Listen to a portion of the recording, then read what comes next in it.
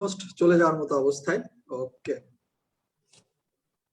Almost মানে চলে গেছি, এখনো যায়নি, চলে গেছি আমরা লাইভে চলে আসছি আমরা।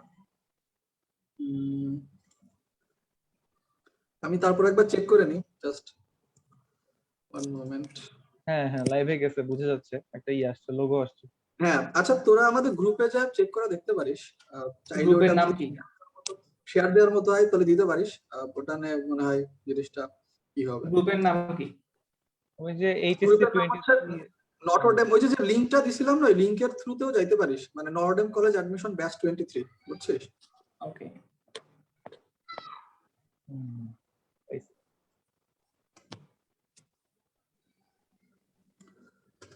সবাইকে আসসালামু আলাইকুম এবং স্বাগতম এবং আদাব। বিশেষ করে আজকে তো আসলে আমাদের স্পেশাল কিছু গেস্টও আছে, মানে অডিয়েন্সও আছে, স্পেশাল গেস্টের পাশাপাশি অডিয়েন্সও কিছু স্পেশাল আছে, এই জন্য আদাবটা আলাদাভাবে দিলাম। সো আমরা আশা করি সবাই আমার কথা শুনতে পাচ্ছি, আমরা যারা যারা আছি সবাই আশা করি আমার কথাবার্তা শুনতে পাচ্ছি। সাউন্ড টাউন সবকিছু ঠিক আছে কিনা একটু কমেন্টে জানাও। সাউন্ড সবকিছু ঠিকঠাক থাকলে আমরা এখনই শুরু করে দিব, খুব দ্রুত সময়ের মধ্যে শুরু করব। এবং তোমাদের ভাইয়েরা যেহেতু একটু বিজি, সো আমরা খুব বেশি আসলে সময় নিব না, ঠিক আছে? তোমাদের ভাইয়াদের অবশ্য বিজি বলা ঠিক হবে না, তোমাদের ভাইয়াদের জন্য তো ঈদ না, ঈদ তো আমার জন্য, ঈদ তো আসলে আমার জন্য।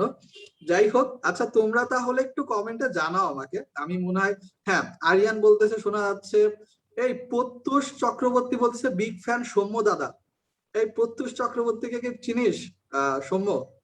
হ্যাঁ হ্যাঁ হ্যাঁ, প্রত্যুষ আমার এলাকার ছেলে। আচ্ছা ওইভাবে ওকে, আচ্ছা তোদের হচ্ছে কমেন্টে আমি একটু পড়ে শোনাই। সৌভিক মন্ডল জয় নমস্কার জানাইছে, প্রিন্স সৌমিক আচ্ছা সালাম জানাইছে অনেকে, ওয়ালাইকুম আসসালাম। আচ্ছা বন্ধুদেরকে একটু মেনশন করে দাও, সো দ্যাট হচ্ছে ফার্স্ট আড্ডাটার জন্য অ্যাটলিস্ট কেউ মিস না করে। এন্ড হচ্ছে আমি ইনশাল্লাহ সেকেন্ড আড্ডাতে তোমাদের ইরফান ভাইয়াকে আনার চেষ্টা করব। তোমাদের ইরফান ভাইয়ার সাথে আমার কথাবার্তা এগুলো বলা হয়নি, তারপরে ইরফানকে বলা লাগবে না আমার, তোমাদের ভাইকে আসলে না বললেও চলবে। সো আমরা মোটামুটি আজকে আসলে বেশ ইন্টারেস্টিং ওয়েতে আগাবো, তোমরা স্ক্রিনেও কিছু জিনিসপত্র দেখতে পাবা, ঠিক আছে? সো আমরা বেশ প্রস্তুতি নিয়েই আসছি আজকে তোমাদের ভাইয়াদের জন্য। আসলে তোমাদের দেখো অনেক প্রশ্ন আছে যেগুলো আমি উত্তর দেই না, সো সেই প্রশ্নগুলোর উত্তর আসলে তোমাদের ভাইয়াদের থ্রুতে দেওয়ার চেষ্টা করব। যেরকম তোমাদের ভিতর খুব আগ্রহ থাকে নটরডেম ভিকারুননিসা সরি এন্ড হচ্ছে হলিক্রস কলেজ সম্পর্কে, যে আসলে কতটুকু ভাইয়ারা জানে, আমি এগুলো সম্পর্কে না বললেও তোমাদের ভাইয়াদের কাছে থেকে আজকে আমরা কুইক রাউন্ড কুইজের মতো অ্যাকচুয়ালি রাখবো। সো আশা করি তোমরা জিনিসটা ইন্টারেস্টিং হবে। সো তোমরা একটু বন্ধুদেরকে ই করে ফেলো। আমাদের সাথে অলরেডি মাত্র 51 জন হয়েছে, বাট হচ্ছে লাইভটা এখনো কেবলমাত্র 2 মিনিট হচ্ছে স্ট্রিম হয়েছে। সো আশা করি আমরা খুব দ্রুত সময়ের ভিতরে সবাই আসলে যুক্ত হয়ে যাবে। ওকে, তাহলে আমরা শুরু করে দিব। ফার্স্ট অফ অল যে জিনিসটা হচ্ছে, আমি চাচ্ছি যে তোমাদের ভাইয়ের পরিচয়টা তোমরা জেনে নাও, তোমরা হয়তো পোস্টার থেকে অলরেডি জেনে গেছো। সো আমি একটু প্রথমেই বলি, তোমাদের এই পাশে দেখো খুব আটো করে বসে আছে তোমার আমাদের হচ্ছে আমাদের বন্ধু, একদম হচ্ছে আমার কলামেই ছিল, আমার সামনেই ছিল, অলিন্দ চৌধুরী। সো অলিন্দ তুই একটু পরিচয় দে, তুই এনডিসি বা এর আগে কোথায় ছিলি, তারপরে এখন বর্তমানে কই আছিস? Okay, good afternoon everyone. আমি অলিন্দ চৌধুরী। আমি স্কুল কমপ্লিট করেছি Ispahani public school and college Chattogram থেকে। আর আমার কলেজ নটরডেম কলেজ, আমি গ্রুপ 8 এর স্টুডেন্ট। আর আমি বর্তমানে কুয়েট ইলেকট্রিক্যাল 18 ব্যাচের অধ্যয়ন করতেছি, সেমিস্টার 4।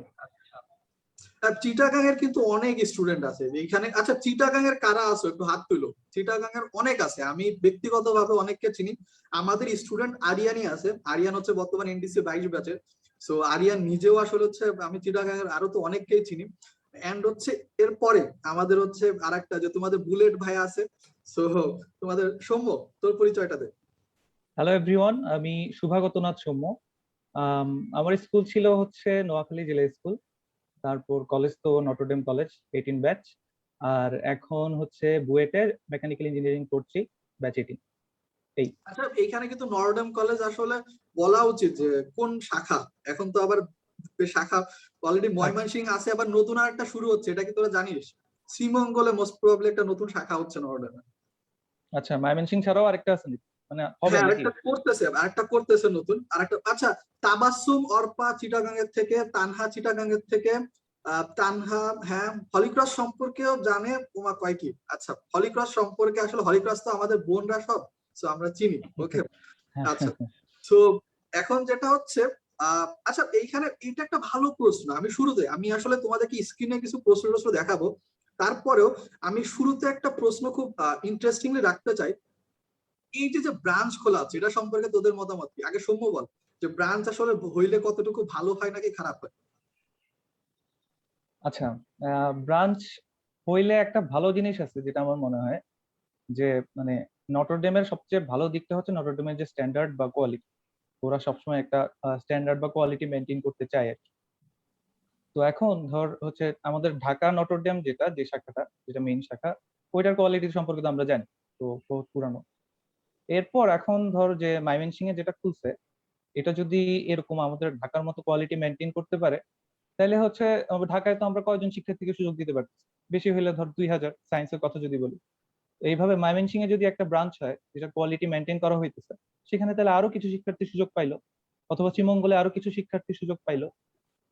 তো আমাদের চেষ্টা হচ্ছে যে যত বেশি শিক্ষার্থীদের আমরা সুযোগ দিতে পারি। এখন যদি অনেকগুলা শাখা হয়, সবগুলাতে ভালো মতো কোয়ালিটি মেনটেন করা হয়, আমরা অনেক বেশি শিক্ষার্থীকে সুযোগ দিতে পারতেছি, একটা মানে ভালো এডুকেশনের একটা জোয়ারের মধ্যে আনতে পারতেছি, তাহলে আমার মনে হয় বেশি ব্রাঞ্চ ক্ষতি না, ভালোই। বাট তোর কাছে কি মনে হয় কত পার্সেন্ট সম্ভাবনা আছে যে কোয়ালিটি মেনটেন হবে?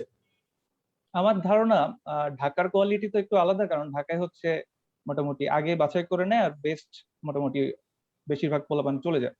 আর বাকিগুলাতে কোয়ালিটির দিক দিয়ে আমার কোনো সন্দেহ নেই, কারণ নটরডেমের যে অথরিটি, যে ফাদাররা, আমার মনে হয় না ওনারা কোয়ালিটিতে কোনো ছাড় দিবেন, বাট মানে স্টুডেন্টদের ডেডিকেশন নিয়ে ঝামেলা হইতে পারে।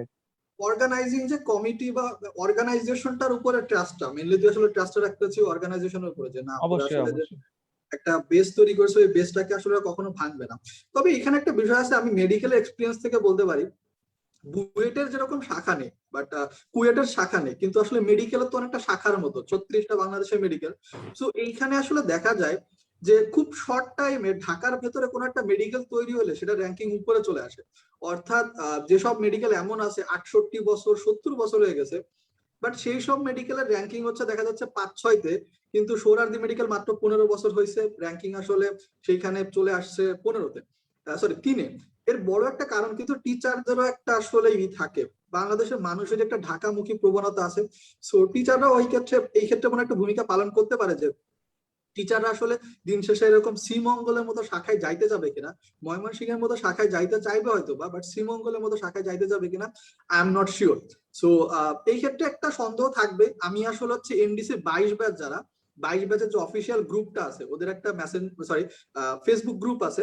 সো ওই গ্রুপটা আমরাই খুলে দিছিলাম স্টুডেন্ট থেকে। সো ওই গ্রুপটা আসলে মোটামুটি সব স্টুডেন্টরা আছে, ওদের কাছে আমি মূলত প্রশ্নটা দিয়েছিলাম। আমি ওদেরকে প্রশ্নটা করছিলাম যে আসলে তোমাদের কি মতামত। সো মোটামুটি আসলে হচ্ছে 95% স্টুডেন্ট বলে যে ভাই এটা কোনো ভালো জিনিস না, এটা আসলে হওয়া উচিত না। যাই হোক, অলিন্দর কি মতামত? আমি আসলে সৌম্যর সাথে অনেকাংশেই একাত্মতা প্রকাশ করি, কারণ ও যেটা বলতেছে যে কোয়ালিটি যদি মেনটেন করানো যায় তাহলে আমি যদি 100টা ব্রাঞ্চ খুলি তাতে সমস্যা নাই, বরঞ্চ স্টুডেন্টের উপর সরি টিচারদের উপর যে স্টুডেন্টের রেশিওটা থাকবে সেটা আরো কমে যাবে। তো টিচারের উপর স্টুডেন্টের রেশিওটা যদি কমে যায় তাহলে টিচারের ক্ষেত্রেও যেমন পড়াটা সার্ভিস দিতে সুবিধা হবে, স্টুডেন্টরাও সেটা বুঝতে সুবিধা পাবে। তবে একটা বিষয় যেটা তুই বলেছিস সেটা খুবই ইম্পর্টেন্ট, যে সবার যে ঢাকামুখী একটা প্রবণতা আছে, সেই প্রবণতার জন্য আসলে সবাই ঢাকা নটরডেম কলেজকেই সবচেয়ে বেশি প্রেফার করবে বলে আমি মনে করে থাকি। তো যার কারণে অন্যদিকে টিচার কোয়ালিটি মেনটেন করতে পারলেও স্টুডেন্ট কোয়ালিটি কতটা মেনটেন করানো যাবে সেটা নিয়েও প্রশ্ন থেকে থাকবে। তো এটা আসলে কি বলবো, এটা হচ্ছে সময় সাপেক্ষ ব্যাপার। আর এটা হচ্ছে যে বাস্তবতা সাপেক্ষ একটা বিষয় আছে, যে বাস্তবতা কতটুকু যে প্রেফার করতেছে বিষয়টার সাথে খুবই কতটুকু আচ্ছা, সামঞ্জস্য খুবই হচ্ছে। ডিরেক্ট একটা প্রশ্ন, খুবই ডিরেক্ট প্রশ্ন করি। যদি হচ্ছে তোর মনে কর নটরডেম কলেজ ঢাকায় আছে, এখন হচ্ছে তুই যখন ভর্তি হইলি 2016 সালে, তো এই সময় মনে কর চিটাগাঙ্গের শাখা খুলে গেছে, তো তুই নটরডেমে ঢাকায় আসতি নাকি চিটাগাং আসতি? দুই জায়গায় কিছু না, বেনিফিট আছে তোর বাসার পাশে। হ্যাঁ অবশ্যই আমি ঢাকায় আসবো, কারণ হচ্ছে প্রথম বছরে তুই কখনোই একটা এক্সপেক্ট করতে পারিস না যে যে প্রথম বছরে একটা কলেজ মাত্র খুললো সেটাই হচ্ছে প্রথমবারই পিকে চলে যাবে বা হচ্ছে শিখরে চলে শীর্ষে চলে যাবে। তো সেই ক্ষেত্রে যেহেতু আমি ভালোটা আমি জানি, যেটা আমি ভালো সম্পর্কে সবকিছুই জানি, সেটাতে আমি যাবো। সো ঢাকা নটরডেম কলেজেই আমি যাবো, এটা খুবই স্বাভাবিক। কিন্তু এখানে থাকলেও কিছু সুবিধা পাবো, যে বাবা মার কাছে থাকবো। তবে নটরডেম কলেজ আমাদের সবসময় শিখাইছে যে কর্মঠ হও, নিজের পরিশ্রম নিজে করো, সেলফ ডিপেন্ডেন্ট হও।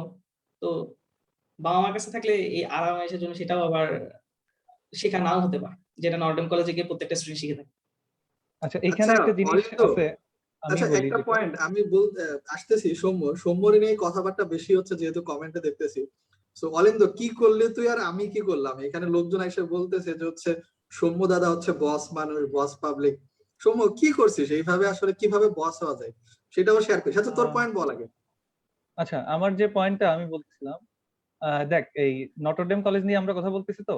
আহ, শুধু যে নটরডেম কলেজ একটা ব্র্যান্ড সেরকম না, পুরা ঢাকা নটরডেম কলেজ পুরাটাই একটা ব্র্যান্ড।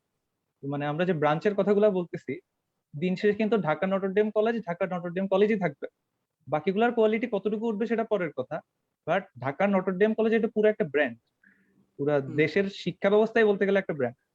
তোর বাকি সব কলেজ কখন উঠবে সেটা আসলে একটু মানে পরের ব্যাপার, চিন্তার বিষয়গুলা। বাট হুম। কেউ যদি ট্রাই করে, তার প্রথম ট্রাই করা উচিত হচ্ছে মানে একদম মেইন যে লক্ষ্যটা রাখা উচিত সেটা নটরডেম কলেজ থাকা। ওকে আচ্ছা ঠিক আছে, যেহেতু ব্র্যান্ডের কথাবার্তা আসলো, তো আসলে আমরা কিছু ব্র্যান্ডের ভিতরে একটু যাচাই বাছাই করি যে কোন ব্র্যান্ডটা একটু বেশি শক্তিশালী। আমি অবশ্যই কলেজের মারামারির ভিতরে যাব না, কলেজের মারামারি দিতে গেলে সমস্যায় পড়ে যাব। সো আমি আসলে হচ্ছে কলেজ আর ইউনিভার্সিটির ভিতরে আমি বিভিন্ন সময়, প্রশ্নটা আমার খুবই ফেভারিট প্রশ্ন।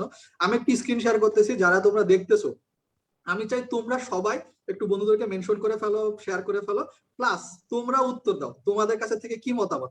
কেননা তোমাদের সামনেও তো ইউনিভার্সিটি আসবে, তাই না? ইনশাল্লাহ তোমরা তো নর্থ কলেজে পড়লে তো ইউনিভার্সিটি তো যাবা, ভালো ইউনিভার্সিটি যাবা।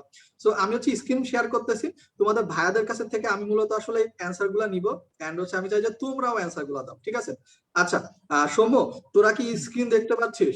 সৌম্য এন্ড হচ্ছে ওকে। হ্যাঁ, হ্যাঁ, হ্যাঁ, দেখতে পাচ্ছি। আচ্ছা দেখা যাচ্ছে আশা করি, ওকে। আচ্ছা সো আমাদের এখানে যেটা হচ্ছে, আমার এখানে প্রথম যে প্রশ্ন আমি আসলে অলিন্দরে শুরু করতে চাই। অলিন্দ, তুই তো নর্ডেম কলেজে পড়ছিস, এখন হচ্ছে বর্তমানে কুয়েটে পড়তেছিস। সো হ্যাঁ, হ্যাঁ, হ্যাঁ। তোর কাছে মানে হুইচ কামস ফার্স্ট, মানে এনডিসি নাকি কুয়েট? না, যদি সময় সাপেক্ষে হয় তাহলে তো এনডিসি তো আমার কাছে সব জীবনে সবার আগে আসছে, কুয়েটে আসার। না না, আমি ওইভাবে বলিনি, আমি বলছি যে মনে কর হচ্ছে কি you have to choose between two. হ্যাঁ, না, মানে এনডিসি নাকি কুয়েট। এখন বিষয়টা হচ্ছে কি পার্সপেক্টিভে সেটা একটু বুঝতে হবে। যদি হয় যে আমার পাঞ্চুয়ালিটি, ডিসিপ্লিন, এই যে নিজের যে জীবনের যে পথ চলায়, যে জীবনের যে আবশ্যকীয় বিষয়গুলো, সেগুলো যদি আমি কোথা থেকে শিখে থাকি, সেটা অবশ্যই প্রথম হচ্ছে এনডিসি। কারণ এনডিসি হুম, থেকেই আমরা সবচেয়ে বেশি ডিসিপ্লিন শিখছি। যে কোনো কিছুতেই আমরা ভেঙে না পড়তে শিখছি। যে আমাদের কুইজ গুলো হতো, কুইজে নাম্বার কম পেলেও যে হুম, ভেঙে পড়া যায় না, পরে কুইজে আবার ভালো করা যায়। এই যে একটা বিষয়, এই যে জীবনের যে বিষয়গুলো, এগুলো এনডিসি থেকে অবশ্যই অনেক ভালো শিখছি। তবে হ্যাঁ, আমার জীবনযাত্রায় যেহেতু কুয়েট আমার জীবনের সাথী, তো অবশ্যই কুয়েটকে আমি কখনোই নিজে রাখতে পারবো না। তো দুইটাই আমার কাছে সবসময় ফেভারিট জায়গায় থাকবে। না এটা তো আসলে টিপিক্যাল অ্যান্সার হয়ে গেল। মানে যে কোনো একটাকে চুজ করতে বললে কি করতে, যে কোনো একটা, মানে এটা তো আসলে মানে বিষয়টা ধর হচ্ছে, হ্যাঁ হ্যাঁ, আমি বুঝতে পারছি তুই হচ্ছে টস করতে চাচ্ছিস। তো তো আমার বিষয়টা হচ্ছে আমি হচ্ছে কাদামাটিতে টস করছি, তো যার কারণে টসটা হচ্ছে সোজাসুজি পড়ে গেছে। ও, বুঝতে পারছিস? এটা তো ওয়েল টিপিক্যাল প্লেড। অলিন্দ। আচ্ছা, এটা তো সেই ছিল, সেই ছিল। আচ্ছা তোমাদের ভাইয়া তো আসলে 6 মেরে দিল প্রথম বলে। এবার হ্যাঁ, আহ, হ্যাঁ তুই বল। আচ্ছা, কি এনডিসি বুয়েট নাকি এটা? বুয়েট, এনডিসি নাকি বুয়েট? তুই তো বুয়েট, তুই তো আর কুয়েটে না, তুই কুয়েট বলবি আচ্ছা, কেন? হ্যাঁ, হ্যাঁ, বুয়েটই বলছি। আচ্ছা, শোন, আম, আমার মনে হয় আমি এনডিসি কে আগে মানে সিলেক্ট করতাম, যদিও দুইটা এই আলাদা, যে একটা এই একটা যে ইউনিভার্সিটি এইটার একটা জন্য, কলেজ। এইটার জন্য হচ্ছে মেন কথা। আমি অ্যাকচুয়ালি আসলে হচ্ছে এই প্রশ্নটা আমি জিহাদিকেও করছিলাম। সো অনেকে যারা শুনতেছে ওরা হয়তো বা জানে না, জিহাদি হচ্ছে আমাদের ব্যাচমেট, আমাদের সেকশনের। এন্ড হচ্ছে আমি আর ও বেশ ক্লোজ, এন্ড হচ্ছে আমরা সবাই মোটামুটি বেশ ক্লোজ। সো ওর সাথে লাস্ট টাইম আমার যখন দেখা সাক্ষাৎ হয়েছিল বা আমরা কিছু কাজ টাজ করতেছিলাম একসাথে, তো দ্যাট পয়েন্টে যে বিষয়টা আসতেছিল যে আমি এই প্রশ্নটা করছিলাম। এন্ড ধরো হচ্ছে মনে করো আমাদের রেজাল্ট আলহামদুলিল্লাহ ভালো, বাট জিহাদি রেজাল্ট তো একটু extraordinary type of result, বুয়েটে ফার্স্ট হওয়া 2018 সালে, এটা একটু অন্য লেভেলের বিষয়। বাট তার কাছেও যখন জিজ্ঞাসা করছি বুয়েট নাকি এনডিসি, সে বলছে NDC, NDC comes first. So I think এটা আসলে একটা আলাদা জায়গা থাকে। আমার নটরডেমের প্রতি অনেক রাগ আছে। আমি নটরডেমের যখন হচ্ছে আমাকে বায়োলজি ল্যাব নিয়ে অনেক ঝামেলা করছিল সেন্ট আপ 2 এর আগে। সো আমার ওটা খুব রাগ হয়েছিল, আমার মনে হচ্ছিল যে মানে কিছু একটা কইরা ফেলি। বাট তারপরও মানে দিন শেষে আসলে বেশ কিছু ক্যাটাগরি আছে ওয়াইএনডিসি বেস্ট, এরকম ধরনের একটা কোশ্চেনও তোমাদের ভাইয়াদের কাছে আমি রাখবো, সেটা সামনে আসতেছে, ওইটা না তুলি এখন। কিন্তু আমার কাছে যেটা মনে হয় যে বেশ কিছু জিনিসপত্র খারাপ লাগবে, এন্ড খারাপ গুলো আমি জানতে চাইবো তোমাদের ভাইদের কাছে। এনডিসির খারাপ দিকগুলো অবশ্যই জানতে যাবো, শুধুমাত্র ভালো দিক হবে এটা তো সম্ভব না। যাই হোক, তোমরা অনেকে আসলে হচ্ছে মানে ম্যাক্সিমামই লিখতেছো তোমরা হচ্ছে কমেন্টে যে আসলে NDC, yes NDC comes first, but আশা করি আবার যারা আবার হচ্ছে তোমার আসলে এরকম ভাইবা রাখছে যে once a Notre Damian always a BUETian type of একটা কনসেপ্ট, সো তাদের ক্ষেত্রে হয়তো বুয়েটও কিছু একটা চলে আসতেছে সামনে। কুয়েটও অনেকের ক্ষেত্রে, কুয়েটের ক্ষেত্রে বলে রাখি তোমাদের আসলে যে জায়গাটা আসলে একটা বড় ধরনের একটা এই জিনিসটা এখন থেকে বিল্ড আপ হওয়াটা ভালো, তোমরা একটা স্টিগমার ভিতরে জন্য না ঢুকে যাও যে আচ্ছা বুয়েট অথবা মেডিকেল মানে আসলে এর বাইরে কোনো কিছু এরকম ভাবে চিন্তাধারার ভিতরে আসা যাবে না এরকম টাইপ অফ। আমি মনে করি বুয়েট বা মেডিকেল না, যদি তুমি মনে করো ইঞ্জিনিয়ারিং, সো বুয়েট বা কুয়েট বা রুয়েট বা চুয়েট যে কোনো এরকম একটা হওয়া উচিত। মেডিকেল হলে মেডিকেলের যে কোনো একটা মেডিকেল। সো এটার ক্ষেত্রে কোনোভাবেই যে এরকম একটা স্টিগমাটাইজেশন, যেটা আমি বা ধরো কোনো একটা সাবজেক্টের প্রতি ভালো লাগা আছে, সো এরকম ভাবে যে তুমি আসলে হচ্ছে মানে বুয়ের একটা সাবজেক্ট পাইলে সেটা পিছনে ছুটতে হবে, মানে ওই যে নামটা আছে যে ঢাকায় ভালো টিউশনই করাইতে পারবা, টিউশন লর্ড হইতে পারবা, এরকম ধরনের জিনিসপত্র বা সব জায়গায় বলতে পারবা, বাসে হচ্ছে মানি ব্যাগে টাকা বের করানোর আগে হচ্ছে কার্ডটা একটু সামনে শো করবা। সো এরকম ধরনের আসলে জিনিসপত্র না, আমার মনে হয় যে তোমাদের আসলে হচ্ছে সাবজেক্টের প্রতি বা যে বিষয়টা নিয়ে পড়ালেখা করতে চাও সেগুলোর প্রতি বেশি আগ্রহ থাকা উচিত। তো আশা করি এই জায়গা তো আসলে বুয়েট কুয়েটের কোনো কিছু হবে না। আমার সুযোগ পাইলে আমি অবশ্যই মারামারি লাগাই দিতাম, আমার ভালোই লাগতো দেখতে, কারণ এদিকে সলিমুল্লাহর নাম নেই। আচ্ছা, এরপরে কোশ্চেন, এর পরের কোশ্চেন যেটা হচ্ছে নটরডেম শক্তিশালী ব্যক্তিদের তালিকা। হ্যাঁ, তোমরা একটু আচ্ছা তোরা আগের থেকে উত্তর দিস না, তোরা আগের থেকে উত্তর দিস না, আমি একটু কমেন্ট ওদের থেকে জানতে যাচ্ছি, ওরা বলুক আমাকে যে নটরডেমে আসলে হচ্ছে শক্তিশালী এই যে যে লোক আছে এদের তালিকাটা কি কি। মানে এখানে দেখো অনেকগুলা তালিকা আছে, একটা হচ্ছে স্টুডেন্টস, একটা আছে ফাদার প্রিন্সিপাল, আর একটা আছে ফাদার গাইডেন্স ফাদার, আর একজন আছে মামারা। মামারা কি জিনিস একটু অলিন্দ বলে দে, ছোট করে একটু বলে দে মামারা কারা। আহ, মামারা, এটা সৌম্য বলুক, আমি এটা সৌম্যর উপর ছেড়ে দিতে যাচ্ছি কারণ ও এটা সবচেয়ে বেশি ফেস করছে। হ্যাঁ মামারা বল, মামারা কারা। আচ্ছা, মামারা বলতে কি ওই যে আমরা যখন নটরডেমের গেট দিয়ে ঢুকবো তখন হচ্ছে তো দুইজন বা তিনজন থাকে দারোয়ান। তো ওনারা হচ্ছে শিফট দিয়ে থাকে আর কি, কেউ হয়তো সকালে থাকে কেউ দুপুরে থাকে। তো ঢোকার সময় সবচেয়ে বেশি ঝামেলা যারা করবে সেটা হচ্ছে ওনারা। আইডি কার্ড নাই, ওইখানে গেটে আটকে দিবে। তারপর হচ্ছে চুল বড়, গেটে আটকে দিবে। জুতা নাই, গেটে আটকে দিবে। আটকে দিয়ে হচ্ছে আইডি কার্ড নিয়ে রাখবে। তারপরে আবার ওই আইডি কার্ড গাইডেন্সে যাও, গাইডেন্সে ফাদারের কাছে ব্যাখ্যা দাও যে কেন চুল বড় বা জুতা আনো নাই বা আইডি কার্ড আনো নাই। বহুত ভাই ঝামেলা টামেলা, মানে সবকিছু শুরু করতে হচ্ছে এই মামারা। দুই চোখে অনেকে আচ্ছা, দেখতে পারে না, অনেকে আবার এত তাহলে ভালোবাসে। আচ্ছা মোটামুটি অনেকে জিজ্ঞাসা করছিল মামারা কারা। সো মামারা বলতে পারো আসলে হচ্ছে কলেজে তুমি ধাপে ধাপে যেসব লোকগুলাকে চিনবা, মানে কলেজে ঢুকার সময় কলেজে বিভিন্ন আঙিনাতে তুমি যেসব লোককে দেখবা, অনেকে হয়তো বা একটা সিকিউরিটি রয়েছে তোমার যেসব আসলে মেটাল ডিটেক্টর নিয়ে দাঁড়ায় আছে, অনেকে হচ্ছে তোমার কলেজের গেটে দাঁড়ায় রয়েছে। সো এই সব মিলায় তোমরা আসলে এরকম অনেক মামাদের পাবা। সো এই মামাগুলো হচ্ছে এরা।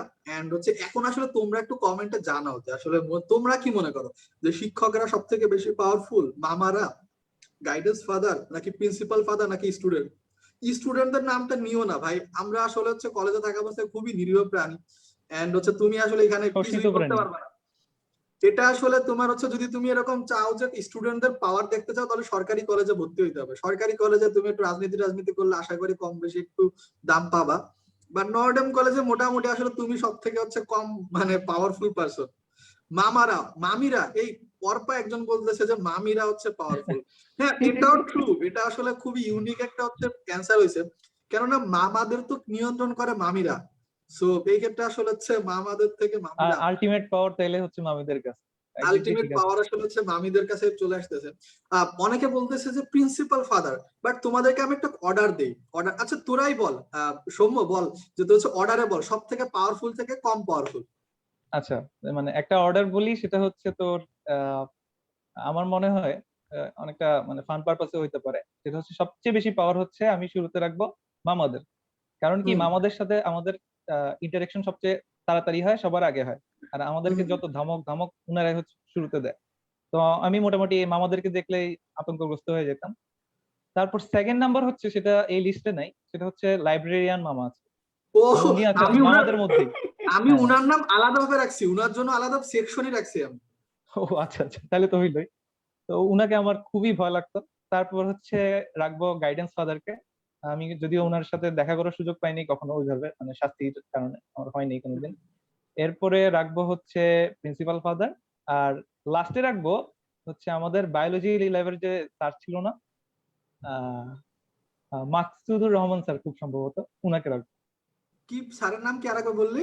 ওই যে মাকসুদুর রহমান স্যার, খুব সম্ভবত। ও আচ্ছা আচ্ছা, বুঝতে পারছি, মানে ল্যাবের টিচার। ডেমনস্ট্রেটর, হ্যাঁ হ্যাঁ, ল্যাব ল্যাব ডেমনস্ট্রেটর। আচ্ছা আচ্ছা, ওকে। আচ্ছা, অলিন্দ কি এটার সাথে এগ্রি করিস? আমার কাছে সবচাইতে বেশি ভয় লাগতো হচ্ছে ফাদার সুশান্ত, মানে হচ্ছে যে father guidance. Guidance father. Guidance guidance father father. সবচেয়ে বেশি ভয় লাগতো। আমি এই পর্যন্ত আমি মেবি পিঙ্ক লিস্ট পাইছি হচ্ছে 3বার। একবার হচ্ছে আচ্ছা, তুই কি পিঙ্ক স্লিপ একজনকে, আচ্ছা, বলছিলি? পিঙ্ক স্লিপটা একটু বলে দে, পিঙ্ক স্লিপটা একটু বলে দে, নয়তো বুঝবে না। আচ্ছা এটা হচ্ছে যে ওই যে যে কোনো শয়তানি করলে বা হচ্ছে কোনো দুষ্টুমি করলে বা হচ্ছে বা কোনো যদি সমস্যা থাকে বা হচ্ছে কোনো প্রবলেম অপরাধ। থাকে বা অপরাধ থাকে, হ্যাঁ, অপরাধ থাকে, তাহলে হচ্ছে ফাদার গাইডেন্স আমাদেরকে ডেকে পাঠান। এবং সেখানে তখন সমস্ত শরীর তখন এই সাইন ওয়েভ কজ ওয়েভের মাধ্যমে সেটা হচ্ছে দুলতে থাকে এবং তখন অবস্থা খারাপই হয়ে যায় বলতে। তো ফাদার গাইডেন্সকে আমি সবসময় ভয় পেতাম এবং আমি 3বার পাইছি। একবার হচ্ছে একজনের চশমা ভেঙে দিছিলাম মেরে, আরেকবার হচ্ছে মোবাইল নিয়ে গেছিল আমার থেকে, আরেকবার সম্ভবত হচ্ছে জ্বরের জন্য ডাকা হয়েছিল, মানে 3 দিন না 3 দিন মনে হয় আমি ক্লাস করতে পাইনি। মানে এইখানে বুঝছো, তোমাদের একটা জিনিস বলে রাখি, গাইডেন্স ফাদার যে আছে বর্তমানে সুশান্ত স্যার। সুশান্ত ফাদার হচ্ছে তোমার আসলে আহ সুশান্ত ফাদার অনেকটা হচ্ছে এরকম ধরনের, তোমার হচ্ছে অনেকটা নারকেলের মতো, বুঝছো? ডাব, মনে করো ডাব, বাইরে তো অনেক শক্ত, আবার হচ্ছে তোমার যদি কিছু জিনিসপত্র তোমার হেল্প প্রয়োজন হয়, যেটা আসলে লেজিটিমেট তোমার হেল্প প্রয়োজন, সে খুবই নরম, তোমার সাথে নিজের ছেলের মতো বিহেভ করবে। আমি একবার অসুস্থ হয়েছিলাম, তো এর বেসিস হচ্ছে স্যার একদম আমাকে ডেকে নিয়ে বলতেছে, বাবা তুমি কি করবা বলো, কলেজের ডাক্তারের সাথে কথা বলবা নাকি বাসায় চলে যাবা, নাকি তোমার কারো হেল্প লাগবে, কি লাগবে বল। মানে he is the most friendly person in that case. But যদি তুমি কোনো ঝামেলা করো, তার মানে মনে করো যে তুমি জীবনে তার সাথে অনেক বড় শত্রুতা নিয়ে ফেলেছো, ঠিক আছে, এন্ড হচ্ছে সে তোমাকে আসলে যেভাবে দেখে ছাড়বে, এন্ড যত ভাবে তোমাকে আসলে একটু খারাপ পরিস্থিতিতে ফেলা যায় সেটার চেষ্টা থাকে ফাদারের। So guidance father. বাট আমি আসলে একটা অর্ডার দিই, আমি বলি সব থেকে পাওয়ারফুল হচ্ছে মামা, দ্বিতীয় পাওয়ারফুল হচ্ছে গাইডেন্স ফাদার, তৃতীয় পাওয়ারফুল হচ্ছে শিক্ষক, চতুর্থ পাওয়ারফুল হচ্ছে স্টুডেন্ট, পঞ্চম পাওয়ারফুল হচ্ছে principal sir. Actually principal sir is the মনে করো কিউটেস্ট পারসন, বুঝছো? তোমার ওই লোকটাকে দেখে তোমার কোনোদিনও ভয়ও আসবে না, এন্ড প্রিন্সিপালকে তোমার সামনাসামনি জীবনে ফেসও করা লাগবে না। আমরা মনে হয় কেউই ফেস করি, তোরা কেউ তো মনে হয় ফেস করিস প্রিন্সিপাল ফাদারকে। না, জীবনও না, মানে ওনাকে কোনো প্রয়োজনই পড়ে না, ওই লোকটা যে এক্সিস্ট করে তোমরা এটা বুঝতেই পারবা না। সো মনে করো জিনিসটার একটা হচ্ছে প্রিন্সিপাল ফাদারের অস্তিত্বই তোমরা বুঝতে পারবা না। যদি সকাল সকাল কলেজে যাও, সেই সময় হয়তোবা দেখা হইতে পারে যে কলেজের ভিতরে স্যার যাচ্ছে, ওই সময় হয়তোবা দেখা হইতে পারে প্রিন্সিপালের সাথে, আদারওয়াইজ কিন্তু দেখা হয় না প্রিন্সিপালের সাথে। ওকে, আচ্ছা, যাই হোক, আমরা এই যেখানে অনেক আলোচনা হইলো টইলো, আর হচ্ছে একটা স্পেশাল মানুষের নাম মেনশন হয়েছে আমাদের সৌম্য ভাইয়ার দ্বারা, সেটা হচ্ছে আমাদের লাইব্রেরিয়ান এক মামা আছে। সো সেই লাইব্রেরিয়ান মামার নামটা আছে আলাদাভাবে ওনার, আমি হচ্ছে আলাদা একটা হচ্ছে ওনার নাম আমি রেখে দিয়েছি। সো মোটামুটি সেই জায়গায় আমরা যাবো ইনশাল্লাহ। ওকে, আচ্ছা, সো এরপরে আমি জাস্ট এ মোমেন্ট। ওকে, আচ্ছা, ওকে, এরপরে আমাদের থার্ড যেটা আসতেছে, থার্ড এর ক্ষেত্রে হচ্ছে এটা আমার মনে হয় পড়ালেখা রিলেটেড, অনেক মজা হয়েছে। সো পড়ালেখা রিলেটেড একটা অংশে যায়, সেটা হচ্ছে প্র্যাকটিক্যাল ক্লাস। তোরা আশা করি দেখতে পাচ্ছিস, সেটা হচ্ছে প্র্যাকটিক্যাল ক্লাস। এন্ড হচ্ছে প্র্যাকটিক্যাল ক্লাস কিন্তু নওডেম কলেজে খুব বড় একটা ঐতিহ্যের অংশ, মানে জিনিসটাকে যত বেশি ডিপলি করানো হয় বা যত বেশি সিরিয়াসনেসের সাথে করানো হয়। সো এটা সম্পর্কে আসলে তোরা একটু বলবি। সৌম্য বলুক, সৌম্য বল, প্র্যাকটিক্যাল ক্লাস প্রথম প্রশ্ন ভালো নাকি খারাপ? আচ্ছা, আমার মনে হয় অবশ্যই ভালো। মানে যে কোনো একটা ভালো জিনিস যখন একটা কলেজ কন্টিনিউ করতেছে, এটা অবশ্যই ভালো। হ্যাঁ, কেন, কোন দিক দিয়ে ভালো সেটা যদি বলি, আহ প্রথমত হচ্ছে থিওরিটা বোঝার জন্য অনেক সময় প্র্যাকটিক্যাল ক্লাসগুলো ভালো মতো কাজে লাগে। হ্যাঁ, আমি একটা এক্সাম্পল বলতে পারি, যেমন হচ্ছে ফিজিক্সের জড়তার ভ্রামকের খুব সম্ভবত একটা প্র্যাকটিক্যাল ছিল। এই প্র্যাকটিক্যালটা যখন আমি করছি, ফ্লাই হুইল সম্ভবত ছিল, ফ্লাই হুইলের জড়তার ভ্রামক, এই টাইপের একটা হ্যাঁ হ্যাঁ, ফ্লাই হুইলের। practical। তো এটা করতে গিয়ে রাফশিট লেখা লাগে, তুই তো জানিস যে রাফশিট লেখা লাগে, ল্যাব রিপোর্ট লেখা লাগে, অনেক ঝামেলা। বাট এই ঝামেলার মধ্যেও আমি হচ্ছে জড়তার ভ্রামক জিনিসটা আসলে ফিল করতে পারছিলাম। নাকি ফিজিক্সের যে মজার জিনিসটা, ফিজিক্স যদি ফিল করতে পারা যায় তখন ভালো মতো শেখা যায়। আমার মনে হয়েছে যে আমি ওই দিন খুব ভালো মতো জিনিসটা ফিল করতে পারছি যে জড়তার ভ্রামকটা কি আসলে। এটা আমার কাছে অবশ্যই একটা প্র্যাকটিক্যাল ক্লাসের ভালো দিক। আর এরপরে অপশন হচ্ছে কাজে লাগছে কিনা প্র্যাকটিক্যাল ক্লাস, হ্যাঁ ওইটা কি বলবো এখন? হ্যাঁ, বল বল, কাজে লাগছে কিনা। কাজে লাগছে কিনা এই প্রশ্নে আমি বলবো যে এটা নিয়ে আতঙ্কিত হওয়ার কিছু নেই, কারণ ইউনিভার্সিটিতে গেলে এমনিতেই যে কোনো ল্যাবে শুরুতে আগে কিছু ডেমনস্ট্রেশন দেয় বা শেখায়। এমন না যে কলেজে শিখে আসছো এখানে নিয়ে নিজে করো, ওইরকম না। অ্যাটলিস্ট আমার বুয়েটের ক্ষেত্রে। বাট কাজে লাগছে কোন জায়গায়, যে আমার অন্যান্য নন নটোডেমিয়ান ফ্রেন্ড বা যারা ঢাকার বাইরে থেকে আসছে ওদের তুলনায় আমি ল্যাবের ইনস্ট্রুমেন্ট গুলো ভালো চিনতাম। আমি হ্যাঁ, এই যে এটা বুলেট, এটা পিপেট, হ্যাঁ একটা বুলেটকে কিভাবে কাজে লাগাইতে হয়, একটা বুলেটকে কোন হাতে ঘুরাইতে হয়, এই জিনিসগুলো আমি জানতাম। এবং এই জানার কারণে তুমি হচ্ছে একটা ফ্লেক্স নিতে পারো তোমার বন্ধুদের সামনে, হ্যাঁ এই ছেলে তো ল্যাবের কাজ জানে, এই আগে আগে ল্যাব শেষ করে চলে যায়। এন্ড আমরা তো জানি ছোটখাটো বুয়েট ইজ ফ্লেক্স অল নিতে পারো। About flex, BUET is all about flex নাকি? এই ক্ষেত্রে ফ্লেক্স তো ইনডিসি, যে আমি হ্যাঁ ইনডিসি এটা থেকে আসছি, আমি জানি এইভাবে ল্যাব করতে হয়, তোমরা জানো না, এই হচ্ছে আমার ফ্লেক্স। হ্যাঁ, আমি হচ্ছে আমার এক জুনিয়রকে জিজ্ঞাসা করতেছিলাম, মানে হচ্ছে 19 ব্যাচের। সো মানে আমার এলাকা থেকে বুয়েটে চান্স পাইছে। সো আমি বললাম যে আচ্ছা তোমাদের ব্যাচ হচ্ছে কতজন নটোডেমিয়ান বা এরকম ভাবে। ও নটোডেমিয়ান না। ও বলতেছে ভাই আমি প্রথমে জিজ্ঞাসা করতাম মানুষের যে তুমি কোন কলেজে, বাট এরপরে প্রশ্ন করা শুরু করছে তুমি নটরডেম নাকি অন্য কলেজ। সো এটা কাইন্ড অফ হচ্ছে নটরডেমের একটা বলা যেতে পারে কৃতিত্ব। আচ্ছা, আমার একটা মজার এক্সপিরিয়েন্স আছে এই প্র্যাকটিক্যাল ক্লাস হ্যাঁ নিয়ে, যেটা বল হচ্ছে বল। বুয়েটে। হ্যাঁ, বুয়েটে আমাদের 1-1 মানে ফার্স্ট সেমিস্টারে একটা ল্যাব ছিল, সেটা হচ্ছে টাইট্রেশন। তো টাইট্রেশন আমাদের কলেজে অসংখ্যবার করানো হয়েছে, অসংখ্যবার। হ্যাঁ খুবই তো এই ইম্পর্টেন্ট, মানে খুব এইচএসসি পরীক্ষার ইম্পর্টেন্ট। সময় দেয়, এইচএসসি তো পরীক্ষার স্যার খুব সময়। ভালোভাবে করেছে। তো টাইট্রেশন ক্লাসে আমার এই যে আমাদের যে টুডু স্যার ছিলেন, তো টুডু টুডু স্যার স্যার হচ্ছে, নিয়েও প্রশ্ন আছে, টুডু স্যারকে নিয়েও প্রশ্ন আছে। ওকে আমি কন্টিনিউ করি দাঁড়া।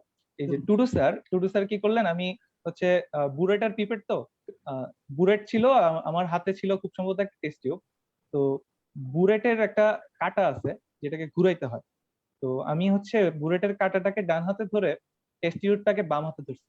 তার তখন খুব ঝাড়ি দিছে, বলছে এই মিয়া তুমি কি করছো, কিচ্ছু শিখো নাই, এই সেই। তারপর শেষ পর্যন্ত বললো যে বুলেটের কাঁটাটাকে তুমি বাম হাতে ধরো, টেস্ট টিউবটাকে ডান হাতে ধরো, টেস্ট টিউব ডান হাতে ধরে নাড়াইতে হয়। তো এই জিনিসটা আহ ঠিক আমি যখন বুয়েটে প্র্যাকটিক্যাল করতে গেছি, অন্য অন্যান্য কয়েকটা ছেলে হচ্ছে ঝাড়ি খাইছে আমাদের কেমিস্ট্রিটার থেকে, বাট আমি যেহেতু ব্যাপারটা জানতাম, আমি ওই দিন ঝাড়ি খাইনি। এই স্মৃতিটা আমার মনে আছে, অনেকদিন থাকবে। হ্যাঁ, আমার যতদূর মনে আছে ফিজিক্স ক্লাসের ক্ষেত্রে যখন আসলে ফিজিক্সের আমাদের ল্যাবে যখন হয়েছিল, সো ফিজিক্স ল্যাবটা শুরুর দিকে সব থেকে বেশি ঝামেলা করে। সো ফিজিক্স ল্যাবের ক্ষেত্রে আমাদের একটা টিচারই বলছিল, আর মনে নাই মোস্ট প্রবাবলি কে ছিল। সো উনি বলতেছিল যে এরকম ভাবে হচ্ছে তোমরা যারা হচ্ছে বুয়েটে চান্স পাবা, সো তারা দেখবা যে প্রথম একটা দুইটা ল্যাব আসলে তোমরা না করলেও চলবে, এরকম একটা যে বলতেছিল। এন্ড আমি আসলে এর ভিত্তিতে একটা পয়েন্ট রাখছি যেটা হচ্ছে যৌক্তিক বা অযৌক্তিক। এর একটা জায়গা আসলে যেটা দেখা যায় যে অনেক ক্ষেত্রে অনেক স্টুডেন্টের জন্য কিন্তু এইগুলো অনেক বড় প্রেশার। বাট আমরা দেখছি কিন্তু আসলে এইচএসসি পরীক্ষায় কিন্তু এগুলো তেমন কোনো তাৎপর্য নেই, এটা কিন্তু ফর শিওর। এইচএসসি পরীক্ষা তেমন তাৎপর্য নেই, আমরা যে এত কষ্ট করে যে খাতা লিখা টিখা লাগে এর মার্ক থাকে 2 না 5 যেন। সো যে খাতা আসলে লিখার জন্য আমরা যে পরিমাণ এফোর্ট দেওয়া হয়, এন্ড জিনিস যদি এমন হয়ে যায়, মানে ফর এক্সাম্পল আজকে হচ্ছে সৌম্য বুয়েটে চান্স পাইছে বলে মর্যাদাটা বুঝতে পারলো, বাট আমি যদি হচ্ছে ধরলাম আমি তো বুয়েটে পড়ি না, আমি তো মেডিকেলে পড়ি। সো আমার কাছে কিন্তু আমার লাইফে এর কোনো ইমপ্লিমেন্টেশন নেই। মানে ওইখানে বায়োলজি ল্যাবে বা বায়োলজি ল্যাবের ক্ষেত্রে আমাদের তো হিউম্যান বডি নিয়ে কাজ করতে হয় বায়োলজি ল্যাবে। সো আমাদের ক্ষেত্রে ধর এমন না যে হচ্ছে আমরা আসলে যে তেলাপোকা কাটা, মানে ইসে যখন আমরা কলেজে থাকি তেলাপোকা কাটছি বা হচ্ছে রুই মাছ কাটছি, এগুলো তেমন আসলে কিন্তু ইম্পর্টেন্স ওইভাবে নেই। হ্যাঁ মুজাহিদুল ঠিক বলছে 5 মার্ক থাকে। সো আমার মনে হয় যে ওই জায়গার ক্ষেত্রে কিছু অযৌক্তিকতার একটা জায়গা থাকে, মানে যে আচ্ছা অনেক ক্ষেত্রে আসলে মেনলি আমি এই পয়েন্টটা কেন বলতেছি, কিছু স্টুডেন্ট আছে যারা আসলে হচ্ছে সেই ধরনের আসলে এত বেশি আসলে করতে পারে না, মানে প্রেশার নেওয়ার যে বিষয়টা আছে এটাও সামনে আসবো, যে মানে নটরডেমের খারাপ দিক টিক কি এইগুলা নিয়ে কথাবার্তা আসবে। সো আমার মনে হয় যে ওই জায়গাটা একটা থাকে যে আসলে যৌক্তিক এবং অযৌক্তিকের মাঝখানে একটা গ্রে লেয়ারের মতো মনে হয় তৈরি হয়, যে আমরা আসলে কিছুটা মনে হয় একটু ছাড় দিলে ভালো হয়। বিশেষ করে আমার যে অভিজ্ঞতার বিষয়টা ছিল বায়োলজি ল্যাবের ক্ষেত্রে, এন্ড নোটিশ গুলো আসলে যেভাবে আসলে পাবলিশ করার যে জায়গাটা, যেরকম আমার বায়োলজি ল্যাব হচ্ছে আমি অসুস্থ থাকার কারণে মিস হয়ে গেছিল। সো মিস হয়ে যাওয়ার কারণে এরপরে আসলে আমাকে যত ভাবে সম্ভব মানে আসলে এটা নিয়ে যে কত ঝামেলা করছে মানে ইসের থেকে, আমি গাইডেন্স ফাদারের কাছেও গেছি, গাইডেন্স ফাদার হেল্প করতে চাইছে, বাট ওইভাবে আসলে সেইভাবে যে কোঅপারেশন পাওয়ার যে বিষয়টা থাকে ওইভাবে পাওয়া যায়নি। এন্ড ওইটার কারণে যেটা হচ্ছে আমি সেন্টআপ 2 এর আগে নিজের পড়ালেখা না করে এইগুলো নিয়ে দৌড়ায় বেড়াইছি। আমি থাকতাম মুগদায়, মুগদা থেকে এরকম হচ্ছে তোর স্কুল মানে কলেজে আসা শুরু করলাম। এন্ড ওটা ভালো একটা ইফেক্ট ছিল। আমার কাছে মনে হয় যে কিছু কিছু ক্ষেত্রে আসলে এই জিনিসটা একটু মানে একটু শিথিল করা উচিত। মানে এত বেশি আসলে কড়াকড়ি করলে দেখা যাবে, আমি এরকম উদাহরণই জানি যারা আসলে হচ্ছে, আমি এরকম নাম নিব না কারণ আমাদের বন্ধু বান্ধব দেখে ফেলতে পারে, আমি কিন্তু আমাদের সেকশনে এরকম বন্ধু বান্ধব জানি যারা আসলে কিন্তু আসলে নটরডেমে আসার পর হলো পড়ালেখার হাল আরো ছেড়ে দিছে। এরকমও তো একটা উদাহরণ আছে যে পড়ালেখার হাল ছেড়ে দিলাম, আরে আমার দ্বারা হবে না, স্কুলে তো ফার্স্ট বয় ছিলাম, নটরডেমে এসে এখন রোল হয়ে গেছে 1700, এটা কিভাবে সম্ভব, এদের কেমন হয়ে গেল, এটা কি ধরনের কথাবার্তা। সো আই থিঙ্ক ওইটা একটা মাঝামাঝি একটা লেয়ার। আর অলিন্দ, তুই কি একমত নাকি এখানে কিছু যুক্ত করবি? না, আমি আসলে এটা যৌক্তিক মনে মনে করি, কারণ হচ্ছে যে কিছু শিখাটা আসলে ব্যর্থ হয় না। ধর তুই আজকে কিছু শিখছিস, সেটা তোর জীবনে একটা না একটা সময় কাজে লাগতেও পারে। তুই বলছিস যে তুই আজকে অনেক কিছু শিখছিস, যে তেলাপোকা কাটা বা হচ্ছে অনেক কিছু শিখছিস যেগুলো অনেক প্রেশার নিয়ে করতে হয়েছে, কিন্তু এগুলো আমাদের জীবন আসলে কোনো কাজে লাগে নাই, এবং এগুলো আমাদেরকে কোনো কোনো মানেই হয় না এগুলো। হ্যাঁ, মানে হয় না ঠিক আছে, কিন্তু এগুলোর জন্যই আমাদের নর্ডেম কলেজ ইউনিক। তো আর 10টা কলেজ থেকে তুই যদি পার্থক্য করতে চাস, কিছু তো তোকে আলাদাভাবে কিছু শিখতে হবে। তো এই শিখাটা হচ্ছে নর্ডেম কলেজ আলাদাভাবে শিখায়। তো এই দিক থেকে দেখতে গেলে এটাকে কিছুটা যৌক্তিক লাগে। তবে হ্যাঁ, ওই বোর্ড পরীক্ষা বা হচ্ছে যে আমাদের যে সরাসরি যে রেজাল্ট আমরা বলি, সেই সরাসরি রেজাল্ট পাওয়ার ক্ষেত্রে এটা কিছুটাই অযৌক্তিক এবং অনেকটাই অযৌক্তিক বলা যায়। আচ্ছা, এরপরে তাহলে হচ্ছে আমরা নেক্সটে যাই, এই যে what to do, what does this mean? এটা হচ্ছে ওই ইনি হচ্ছে আমাদের সম্মানিত স্যার। তো স্যার হচ্ছেন আমাদের কেমিস্ট্রিতে আমাদের ল্যাবে ছিলেন। স্যার ভালো বোঝাতেন, কিন্তু হচ্ছে স্যারের কথার মধ্যে আমরা সবসময় এই হোয়াট টু ডু বলতাম, এবং স্যার একটু রাগ করতেন। মাঝে মধ্যে স্যার এটা না শোনার ভানও করতেন। এ, তো আবার অনেকে অনেক পানিশমেন্টও খেয়েছে, ঠিক না? স্যারের পুরো নাম হচ্ছে, বুঝছিস, স্যারের পুরো নাম হচ্ছে দুলাল সালাম টুডু। টুডু। হ্যাঁ, তো এই কারণে হচ্ছে দুলাল সালাম টুডু। স্যারের প্রোনাউন্সিয়েশনে হালকা পাতলা কিছু সমস্যা আছে, মানে হচ্ছে টেকনিক্যাল সমস্যা না, ওনার এলাকার আঞ্চলিকতা আছে আর কি। তো উনি এইভাবে বলতো যে আজকে আমরা সোডিয়াম ক্লোরাইডের বর্ণ বিশ্লেষণ ভালো করবো। বলতেছিস, তুই ভালো বলতেছিস, বল। তো এই যে এই টুডু স্যার যখন লেকচার শুরু করতো, লেকচার শেষ করছে একটা লম্বা লেকচার, তারপর আমরা এখন ল্যাবের কাজ শুরু করবো। তো শুরু করার আগে অনেকে বলতো sir Tudu sir what to do now, এই টাইপের। এটা বললে হ্যাঁ। স্যার মাঝে মধ্যে শুনতো, শুনলে খেপে যেত, আর মাঝে মধ্যে না শোনার ভান করতো। আর যেদিন খেপতো ওই দিন মোটামুটি ল্যাব চলাকালীন খারাপ ব্যবহার করতো। খারাপ ব্যবহার করতে বলতে এই ঝাড়ি দিত আর কি, এই তুমি এটা কি করছো, এটা কি করছো। মানে অ্যাকচুয়ালি যারা আসলে অডিয়েন্স যারা আছে, তোমরা আসলে স্যারের চিনো না যারা, তো তাদের ক্ষেত্রে বলি স্যারের নাম আসলে বড় একটা নাম আছে, কিন্তু স্যারের ডাক নামটা হচ্ছে টুডু, মানে টুডু অনেকে ডাকে। সো এখন জিনিসটা হচ্ছে, তুমি আসলে ল্যাবে তো খুব বেশি একটা কমন প্রশ্ন করো, খুব কমন একটা প্রশ্ন করতে পারো, স্যার কি করবো। স্যার কি করবো এর ক্ষেত্রে তুমি ইংরেজিতে কি বলবো, হোয়াট টু ডু। সো এখন আসলে তুমি স্যারের নামটাকে বলতেছো হোয়াট টু ডু, মানে তুমি আসলে জিনিসটা কেমন হয়ে যাচ্ছে না, স্যারদের আসলে খ্যাপানোর মতো একটা বিষয় হয়ে যায়। বাট এগুলো আসলে ফান টাইপ অফ একটা পার্ট। অবশ্যই স্যারকে ডিসরেসপেক্টের কোনো অংশ থাকার কথা না এখানে। আর এইখানে একটা জিনিস মাথায় রাখতে হবে, অনেকেরই ধারণা যে নটরডেম কলেজে মানে শুধু পড়ালেখা হয়, বাট আমার জানা মতে মানে একটা বিষয় আছে কি, নটরডেম কলেজে বাদরামি করার সুযোগটা অনেক বেশি পাওয়া যায়। এত বেশি বাদরামি করার সুযোগ কিন্তু আসলে আঞ্চলিক কলেজগুলা বা সরকারি কলেজগুলোতে থাকে না। এর বড় একটা কারণ তো এইটাই যে ভালো ভালো যেসব কলেজ আছে, যে ফর এক্সাম্পল ধরলাম আমি সিটি কলেজ বা এরকম যারা আছে, এইসব কলেজে কিন্তু দেখা যায় যে আসলে মানে সিটি কলেজ বলতে ঢাকা সিটি কলেজ না, অন্যান্য বিভিন্ন আঞ্চলিক শহরে এইসব জায়গায় কিন্তু স্টুডেন্টরা ক্লাসই করে না। স্টুডেন্ট যদি ক্লাসই না করলো, তাহলে কলেজ লাইফের যে ফাজলামি করা, পড়ালেখা করা বা এই যে এনজয়মেন্টের যে বিষয়গুলো আছে, এগুলো তো প্রশ্ন আসে না। এন্ড আমাদের ক্ষেত্রে তো বাধ্যতামূলক ক্লাস করা, সো আমরা মোটামুটি বলা যেতে পারে জিনিসটা আসলে হচ্ছে মোটামুটি আসলে বলা যেতে পারে যে খুব বেশি কলেজ লাইফে যতটুকু বাদরামি করা যায় সেটা করা হয়েছে। আমি খুব একটা করিনি, আমি কলেজ লাইফে খুবই ভদ্র ছিলাম। সৌম্য খুব একটা করিনি, সৌম্য নিরীহ টাইপের ছিল। বাট আমাদের হচ্ছে অলিন তো ভালোই করছে, অলিন তো ভালোই মজা করছে। সে মাঝে মধ্যে একটু হাইপার হয়ে যাইতো, এন্ড হচ্ছে সে মোটামুটি ভালোই ছিল। আরে ভাই, ওর ওর মারামারি করে চশমা ভেঙে ফেলার রেকর্ড আছে। হ্যাঁ, সেটাই তো বললাম যে যে জিনিসটা হচ্ছে যেরকম ভাবে ও মোটামুটি ভালো এনজয় করছে, এন্ড হচ্ছে আমরা কলেজেও আসলে লাস্টের দিকে যে পরিমাণে আসলে চিল্লা ফাল্লা বা যেরকম ভাবে ক্লাস একটা বন্ধ হয়ে গেলে, মানে ক্লাস একটা থেমে গেলে তখন আসলে মাঝখানে যে গ্যাপটা থাকে ওর ভিতরে যে ফাজলামিটা হয়, এগুলো আসলে খুব একটা অন্য লেভেলে। আই থিঙ্ক এটা একটা বেশ ভালো বিষয়। এন্ড হচ্ছে টুডু স্যারকে নিয়ে আর কিছু বলার দরকার নেই, দেখা গেল আসলে স্যার এসে কমেন্ট করলো হোয়াট টু ডু। এবার তোমাদের কি করবো বলো, তোমাদের কি করবো বলো, তোমাদের আসলে হচ্ছে তোমাদের রেজাল্ট কি আবার হচ্ছে, মানে রেজাল্ট যদি আমাদের পাবলিশ হয়ে গেছে তারপরেও আসলে হচ্ছে দেখা গেল স্যার আবার বললো যে আচ্ছা দেখি তোমাদের প্র্যাকটিক্যাল আবার দেখা হবে। যাই হোক, ওকে। সো এবার হচ্ছে এইটা হচ্ছে সিরিয়াস কোশ্চেন, আমার মনে হয় এটা খুবই সিরিয়াস কোশ্চেন। এন্ড হচ্ছে মানে প্রথম কথা, এনডিসি কি আসলেই best, yes or no? Yes. Yes Yes. অলিন্দ?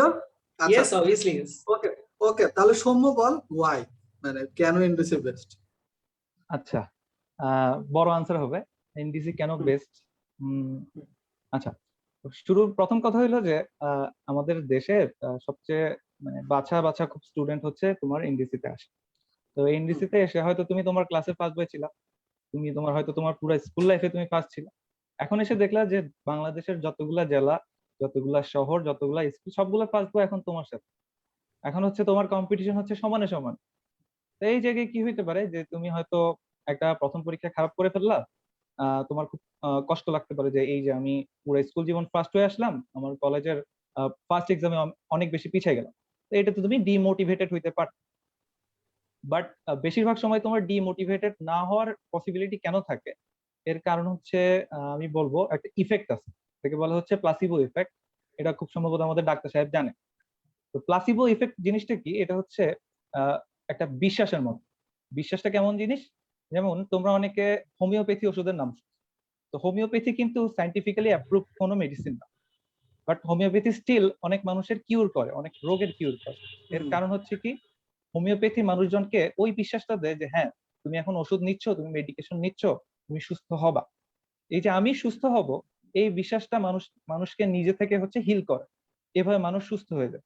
এই প্লাসিবো ইফেক্টের কথা কেন বললাম, তুমি যখন দেখবা তোমার চারপাশে কলেজের ছেলেরা খুব ভালো রেজাল্ট করতেছে, তুমি ভাববা যে ওরা যদি পারে আমি কেন পারবো না। সবগুলা বেস্ট ছেলে তোমার চারপাশে আছে, ওরা যেভাবে পড়ালেখা করতেছে তুমি খুব কাছ থেকে দেখতেছো, ওদের দেখে তোমার মধ্যে এই বিশ্বাসটা আসার পসিবিলিটি খুব বেশি যে তুমিও ওদের মতো ভালো করতে পারবা। এটাও কাইন্ড অফ প্লাসিবো ইফেক্ট। এই যে সবগুলা ভালোর মধ্যে থেকে তুমিও যে নিজেকে ইমপ্রুভ করতেছো, এই সুযোগটা আমার মনে হয় এনডিসি ছাড়া ছেলেদের জন্য আর খুব একটা কলেজ এভাবে সাপ্লাই দেয় না। এই কারণে আমার কাছে মনে হয়েছে এনডিসি বেস্ট। আর এই যে পুরা কথাটা বললাম, এটা পুরোপুরি হচ্ছে আমার এক্সপিরিয়েন্সের ভিত্তিতে। যেমন আমি একটু ফ্লেক্স নিয়ে বলি, আমি স্কুলে জীবনে কোনোদিন কোনো পরীক্ষা সেকেন্ড হইনি, বাট আমি যখন কলেজে গেলাম, আমার ফার্স্ট যে পরীক্ষা, সেই পরীক্ষায় আমি দেখলাম আমার র্যাঙ্ক 500-র কাছাকাছি, মোটামুটি 2000 স্টুডেন্টের মধ্যে। তো আমার আগে খুব মানে খুব আত্ম অহংকার টাইপের ছিল যে না, আমি খুবই ভালো স্টুডেন্ট, আমি যেখানে যাই আমি হচ্ছে উল্টাই ফেলবো, লন্ডভন্ড করে ফেলবো। আমি ওইখানে গিয়ে হচ্ছে ওই যে অকাত বলে না হিন্দিতে, নিজের অকাত বুঝতে পারছি যে আমি আসলে কোন লেভেল। এরপরে ডিমোটিভেটেড না হয়ে আমি হচ্ছে আমার চারপাশের কলবান, যেমন অলিন্দর কথাই বলি, অলিন্দকে দেখে আমি মোটিভেটেড হইতাম যে ও ভালো রেজাল্ট করতেছে, আমাকেও করতে হবে। এই বিশ্বাস শেষ পর্যন্ত আমাকে টানতে টানতে একসময় আমি হয়তো র্যাঙ্কে অনেক আগাইছি আর কি পরের পরীক্ষায়। সেন্টআপ 2 তে কত ছিল, মানে একদম লাস্ট পরীক্ষা যেটা? সেন্টআপ 2 তে 200-র কাছাকাছি ছিল মনে হয়। আর আচ্ছা হ্যাঁ এরকমই ছিল মনে হয়। না 171 ছিল, হ্যাঁ মনে পড়ছে 171। আচ্ছা, এটা কিন্তু আচ্ছা যারা আসলে শুনতেছো তারা আবার এটা ভাইবো না যে আরে 171 হয়ে বুয়েটে পড়ে। ভাই নটরডেম কলেজে 400-র ভিতরে থাকা অনেক ভালো রেজাল্ট, মানে অনেক ভালো ভালো রেজাল্ট। এটা আসলে অন্য কলেজের সাথে তুলনা করা যাবে না। এন্ড তোমাদেরকে এটা বলে রাখি, তোমার হচ্ছে বাংলাদেশের তোমার আসলে বুয়েটে পড়ে সিএসসি তে 19 ব্যাচে আমার এক জুনিয়র পরিচিত আছে, সে হচ্ছে তোমার নটরডেম কলেজে তার সিরিয়াল ছিল 1600, সে বুয়েটে সিএসসি তে চান্স পাইছে। সো জিনিসটা আসলে তোমরা এরকম ভাবে দেখো না যাচ্ছে নটরডেম কলেজে ভাই 170, এটা খুবই ভালো রেজাল্ট, ঠিক আছে। এরপরে হ্যাঁ অলিন্দ বল। আমিও লাস্টে আচ্ছা। বলবো। আচ্ছা, একটা পয়েন্ট জাস্ট একটু বলে রাখি, অনেকে বলতেছে ভাই একটু রামকৃষ্ণ মিশন নিয়ে কথাবার্তা শুরু করেন। সো রামকৃষ্ণ মিশন নিয়ে অবশ্যই কথাবার্তা হবে, এটা আমাদের একটা হট টপিকের অংশ ছিল, যেহেতু তোমাদের এই জিনিসটা খুবই ইম্পর্টেন্ট। সো এই জিনিসটা অ্যাকচুয়ালি আমি আসলে তোদের একটা রামকৃষ্ণ মিশন নিয়ে আমি এত ইন্টারেস্ট দেখানোর পিছনে কারণটা আমি বলি। তোরা চিনিস ওর নামটা আমি ভুলে গেছি, আমি অ্যাকচুয়ালি ওর নামটা আমি আসলে ভুলে গেছি। তোদের সাথে রামকৃষ্ণ মিশনে থাকতো মোস্ট প্রবাবলি গ্রুপ 5 এর একটা ছেলে, গ্রুপ 5 এর একটা ছেলে ছিল। সো আচ্ছা, আমাদের পাশে 312 পাশের যে রুমটা ছিল, এটা গ্রুপ 5 ছিল না? সরি, গ্রুপ 5 ছিল না, কত ছিল? Group Group 6। six. গ্রুপ ছিল। 6 হ্যাঁ, গ্রুপ 6 এ একটা ছেলে ছিল। ওই ছেলেটা হচ্ছে, ওর সাথে আমি আগের থেকে পরিচয়, ওর বাড়ি হচ্ছে যশোরে, আমাদের নয়লের কাছাকাছি। অতীন্দ্র মোহন, অতীন্দ্র। অতীন্দ্র, হ্যাঁ। ওরকমই একটা কিছু হবে। সো ও যেটা হচ্ছে, ওর নটরডেম কলেজে ভর্তি পরীক্ষার আগে ও আমার সাথে নিজে ব্যক্তিগতভাবে কথা বলতেছিল। ও বলতেছে কি, আমার না আসলে নটরডেম কলেজে চান্স পাইলো, পড়ার সুযোগ নেই। আমি বললাম যে কেন? ও বলতেছে কি, না আসলে এরকম ফাইন্যান্সিয়াল সাপোর্ট পাবো না, বা হচ্ছে বাসার থেকে ওইভাবে অ্যালাউ করবে না। বাট অনেকটা বলতে পারো যে শুধুমাত্র ঘুরতে যাওয়ার জন্য পরীক্ষা দেওয়ার মতো, আনফরচুনেটলি আসলে পড়ার সুযোগ নেই। আমি ক্লিয়ার কাট ওর কাছে থেকে এটা শুনছি। এখন যেটা হয়েছে কি, এখন পরীক্ষাও দিছে কি দিছে না আমি তো জানি না, আমি আমার মতো পরীক্ষা দিছি। ভর্তি হওয়ার দিন দেখে কি আমি হাইটা যাচ্ছি ও আমার পাশে। তো আমি ওর জিজ্ঞাসা করছি, কি রে মিয়া, তুমি হচ্ছে মানে ভর্তি হবা না বলে? বলছে না না, আসলে জিনিসটা ম্যানেজ হয়ে গেছে, রামকৃষ্ণ মিশনে থাকবো টাকবো এরকম ধরনের জিনিসপত্র। সো কাইন্ড অফ ওর একটা ইম্প্যাক্ট ছিল। আসলে আমি রামকৃষ্ণ মিশন সম্পর্কে সর্বপ্রথম ওর কাছে থেকে শুনি, এন্ড আমার কাছে জিনিসটা বেশ পজিটিভ মনে হয়েছিল যে না, ওইখানে স্টুডেন্টরা বেশ ভালো পড়ালেখা করে, খুব একটা ভালো এনভায়রনমেন্টও থাকার কথা, নিশ্চয়ই অনেক হোস্টেল থেকে ভালো থাকার কথা। আমি শিওর বলতে পারবো না, আমি অলিন্দ আর হচ্ছে সৌম্যর কাছে থেকে শুনবো। যাই হোক, আচ্ছা এবার হচ্ছে, হ্যাঁ অলিন্দ বল। আচ্ছা, আমি এনডিসি কে বেস্ট বলবো দুইটা বিষয়ের জন্য। একটা হচ্ছে ডিসিপ্লিন, আর একটা হচ্ছে কি বলবো, সবচেয়ে বেশি হচ্ছে ডিসিপ্লিন, আর একটা হচ্ছে হ্যাঁ ওই যে সময়ানুবর্তিতা যেটাকে বলে। তো আজকে মিটিংটা শুরু হওয়ার কথা ছিল 3টায়। তো আমরা তিনজনই 15 মিনিট আগে থেকেই হচ্ছে প্রিপেয়ার ছিলাম, কারণ আমরা জানি যে হচ্ছে এই জিনিসটা আমাদেরকে মেনটেন করতে হবে। কারণ আমরা যতদিন এনডিসি তে ছিলাম, যতগুলো প্রোগ্রাম ছিল, এমন কোনো প্রোগ্রাম ছিল না যেখানে হচ্ছে কোনো অতিথি বা প্রধান অতিথি বা হচ্ছে কারো জন্যই হোক 1 মিনিট হচ্ছে যে অনুষ্ঠানটা হচ্ছে লেটে শুরু করা হয়েছে, বা 1 সেকেন্ডও লেটে শুরু করা হয়েছে এটাও বলা যেতে পারে। একদম জাস্ট ঘড়ির কাঁটায় যখন হচ্ছে যতটা বাজে করার কথা ছিল ততটা বাজেই করার যে প্রচেষ্টাটা ছিল সেটা এনডিসি সবসময় করে গেছে। তো এটা আমরা এখনো করি। তো এই জিনিসটা হচ্ছে এনডিসি থেকে শিখছি। তো এটা একটা জীবনের বিষয়। তো আমি পড়ালেখা তো আসলে সব জায়গা থেকেই শেখা যায়, এটা তো আসলে বিষয় না যে হচ্ছে যে এনডিসি থেকেই আমি ভালো পড়ালেখা শিখবো, বাংলাদেশে আর কোনো কলেজ নেই, বাংলাদেশে অনেক ভালো কলেজ আছে। কিন্তু এই বিষয়গুলো এনডিসি কে অন্য কলেজ থেকে ইউনিক বা হচ্ছে আলাদা করে রাখে। এই জন্য আমি এই সমস্ত বিষয়কে সবসময় এনডিসি সবসময় আচ্ছা, এইখানে একটা বিষয় হচ্ছে, যারা আসলে 22 ব্যাচ আছে তারা কিন্তু তোদের দুজনের কথার সাথে অনেক বেশি ডিসএগ্রি করতে পারে। কেননা 22 ব্যাচের অ্যাডমিশনের সময় আসলে নটরডেম কিছুটা সম্মান হারাইছে বলা যেতে পারে। এর কারণটা হচ্ছে নটরডেমে পুরাপুরি আসলে ছেলে খেলার মতো একটা সিচুয়েশন তৈরি হয়ে গেছিল। আমি যদিও এটা সম্পর্কে কিছুটা আসলে পক্ষে কথা বলার চেষ্টা করছিলাম, বাট আমি জানতাম যে অনেক বেশি গালি খাইতাম, খুব একটা পক্ষে বলার চেষ্টা করিনি। নটরডেমের সমালোচনা উঠছে না। সো দেশীয় দেশীয় অবস্থার পরিপ্রেক্ষিতে হচ্ছে যে এটা করা হচ্ছে। আর আমি স্টুডেন্টকে বলতে পারি না, ওইখানে একটা বিষয় হচ্ছে না অলিন্দ, মানে ওই পয়েন্টটা না, মানে মেইনলি ঘটনা হয়েছে কি, যে তোর নটরডেম আসলে ডেট যেভাবে চেঞ্জ করছে, যেভাবে আসলে সিস্টেমটা ক্র্যাশ করছে, মানে মনে হচ্ছিল যে কেমন যেন এলাকার একটা পাড়া মহল্লার কম্পিটিশন হচ্ছে। সো মানে বিষয়টা হচ্ছে যে ছিল না, দেশের তো সে সময় অবস্থা ভালো ছিল না, কারণ করোনা পরিস্থিতিতে আসলে এই ধরনের এক্সাম পিছাবে, এটা খুব স্বাভাবিক। যেমন ধর যারা 20 সালে হচ্ছে যে অ্যাডমিশনের ব্যাচের স্টুডেন্ট ছিল, তারা তুই যে কোনো পরীক্ষা ধর, আমাদের বুয়েট কুয়েট চুয়েট যেসব পরীক্ষা আছে বা ঢাকা ভার্সিটির পরীক্ষা, সবগুলো নিয়মিত পিছাচ্ছে। তাই বলে তুই কাউকে যে তুই ছোট করবি, মানে দেখ যে হচ্ছে ওদের 2020 সালে পরীক্ষা দেওয়ার কথা, এখন 2021 সাল চলে যাচ্ছে, ওরা এখন পরীক্ষা দিতে পারছে না, ওরা জানেও না যে 21 সালে পরীক্ষা দিতে পারবে কিনা। কিন্তু সেই জায়গা থেকে দেখতে গেলে তো টাইমটা আসলে পিছাতেই হবে। আর যদি পরীক্ষার কতটুকু এটা যৌক্তিকতা আছে যে অনলাইনে নিবে বা হচ্ছে এই নিবে, তো আমি হচ্ছে এটার জন্য গত কয়েকদিন আগে একটা ভিডিও দেখছিলাম। উনি হচ্ছে বরুণ ভাই, বুয়েট শ্রীপুলির এনডিসি থেকে পাস করছেন 2004 সালে। তো তিনি বলতেছেন যে তিনি যখন এনডিসি থেকে পাস করছেন, তখন হচ্ছে এনডিসি তে তিনি যখন ভর্তি হচ্ছিলেন তখন তার শুধুমাত্র ভাইবা নেওয়া হয়েছে, তিনি কোনো রিটেন পরীক্ষা দেন নাই। তার মানে আমাদের এখান থেকে ভাইবার বিষয়টা খুবই ইম্পর্টেন্ট, সেটা বোঝাই যাচ্ছে। তাহলে ওই 2022 সালে যে ঘটনাটা ঘটছে সেটাতে আসলে এনডিসির পরীক্ষা সিস্টেম নিয়ে আসলে কোনো কিছু বলা আসলে উচিত না। আচ্ছা, হ্যাঁ এখানে অবশ্যই, বাট যেটা হচ্ছে আমি গতবারে যে জিনিসটা বলছিলাম, আমি অবশ্যই একটু ডেমোক্রেটিক প্রসেস পছন্দ করি। So, আমি বলছিলাম যে আসলে অ্যাকচুয়ালি এমন না, যেটা হচ্ছে মানে নটর ডেমে ভালো ট্রল হয়েছিল, মানে আমাদের এই গ্রুপে আসলে হচ্ছে মানে হাজার হাজার মানে কে তে রিয়াক্ট করতো হাহা নটরডেমকে নিয়ে। তো জিনিসটা হচ্ছে যে ওই জিনিসটা আমি ওই সময় একটা কথা বলছিলাম যে নটরডেম কলেজ অবশ্যই সমালোচনা ঊর্ধ্বে না, কোনো ব্যক্তির সমালোচনা বা কোনো প্রতিষ্ঠানের সমালোচনা ঊর্ধ্বে না, অবশ্যই সমালোচনা করা পসিবল এন্ড হচ্ছে উচিতও করা যেতে পারে, কিন্তু অবশ্যই একটা লিমিটেশনের ভিতরে থাকে বা তার সম্মান মেনটেন করা। যাই হোক, এটা নিয়ে একটা, এটা তো অবশ্যই, এটা নিয়ে কোনো সন্দেহ নেই। আমরা অবশ্যই রামকৃষ্ণ মিশনের টপিকটা নিয়ে একটু কথাবার্তা বলি এখন। আসলে রামকৃষ্ণ মিশনের বিষয়টা যেহেতু ইম্পর্টেন্ট, সবারই আসলে শোনাটা গুরুত্বপূর্ণ, বিশেষ করে যারা সনাতন ধর্মে আছে, বিশেষ করে না শুধু সনাতন ধর্মের জন্য, অন্য ধর্মের স্টুডেন্টদের জন্য এটা কোনো কাজে লাগবে না। এই ক্ষেত্রে লাগতে পারে, তুমি তোমার বন্ধুদেরকে জানাইতে পারো, আদারওয়াইজ লাগবে না। তোমরা অন্য ধর্মে হলে থাকতে পারবে না এখানে, আমি মনে হয় কারেক্ট, তাই না? অন্য ধর্মের তো কেউ থাকতে পারবে না এখানে। হ্যাঁ না, হ্যাঁ হ্যাঁ, এটা অফিসিয়ালি আসলে কোনো নিষেধ নেই। অফিসিয়ালি নিষেধ নাই, কিন্তু হচ্ছে ওইখানে কিছু বিষয় আছে যেগুলো হচ্ছে যে একটু সমস্যা করবে, মানে যেমন এখানে একটা স্বাভাবিক প্রেয়ার ব্যাপার। টেয়ার গুলো, এগুলো খুব স্বাভাবিক বিষয়, এই জন্য অফিসিয়ালি কোনো বিষয় নেই। আচ্ছা, সো এইখানে একটু বল রামকৃষ্ণ মিশনের বিষয়টা। সৌম্য একটু শুরু কর, সৌম্য একটু মোটামুটি সামারি দে আসলে জিনিসটা কি।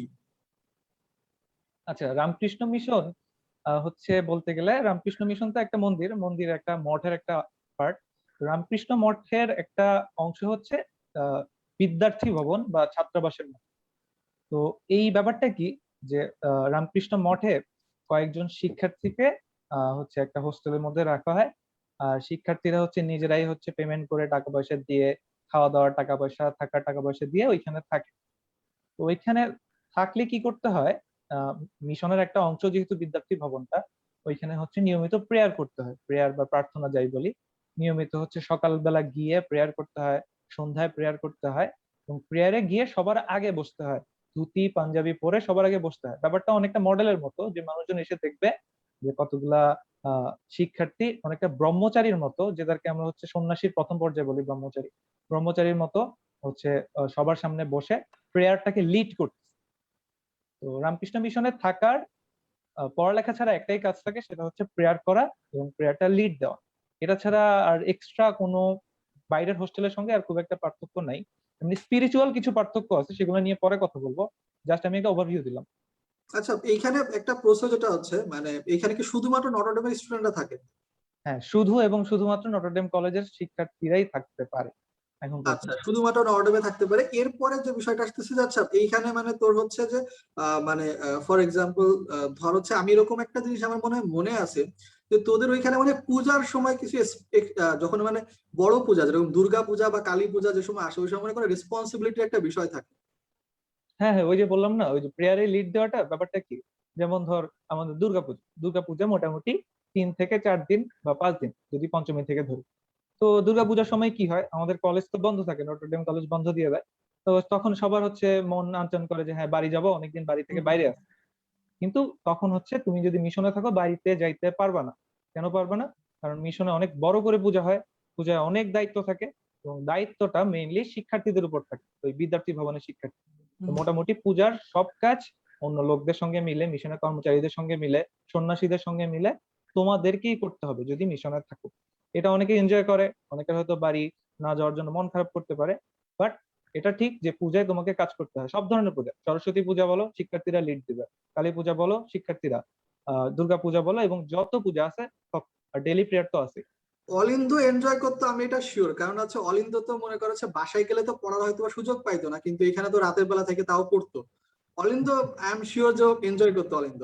অলিন্দ আসলে হচ্ছে তোমার তোমরা যারা দেখতেছো, তোমাদের যারা আসলে খুব পড়তে চাও, তারা আসলে হচ্ছে অলিন্দ ভাইকে আইডল হিসেবে নিতে পারো।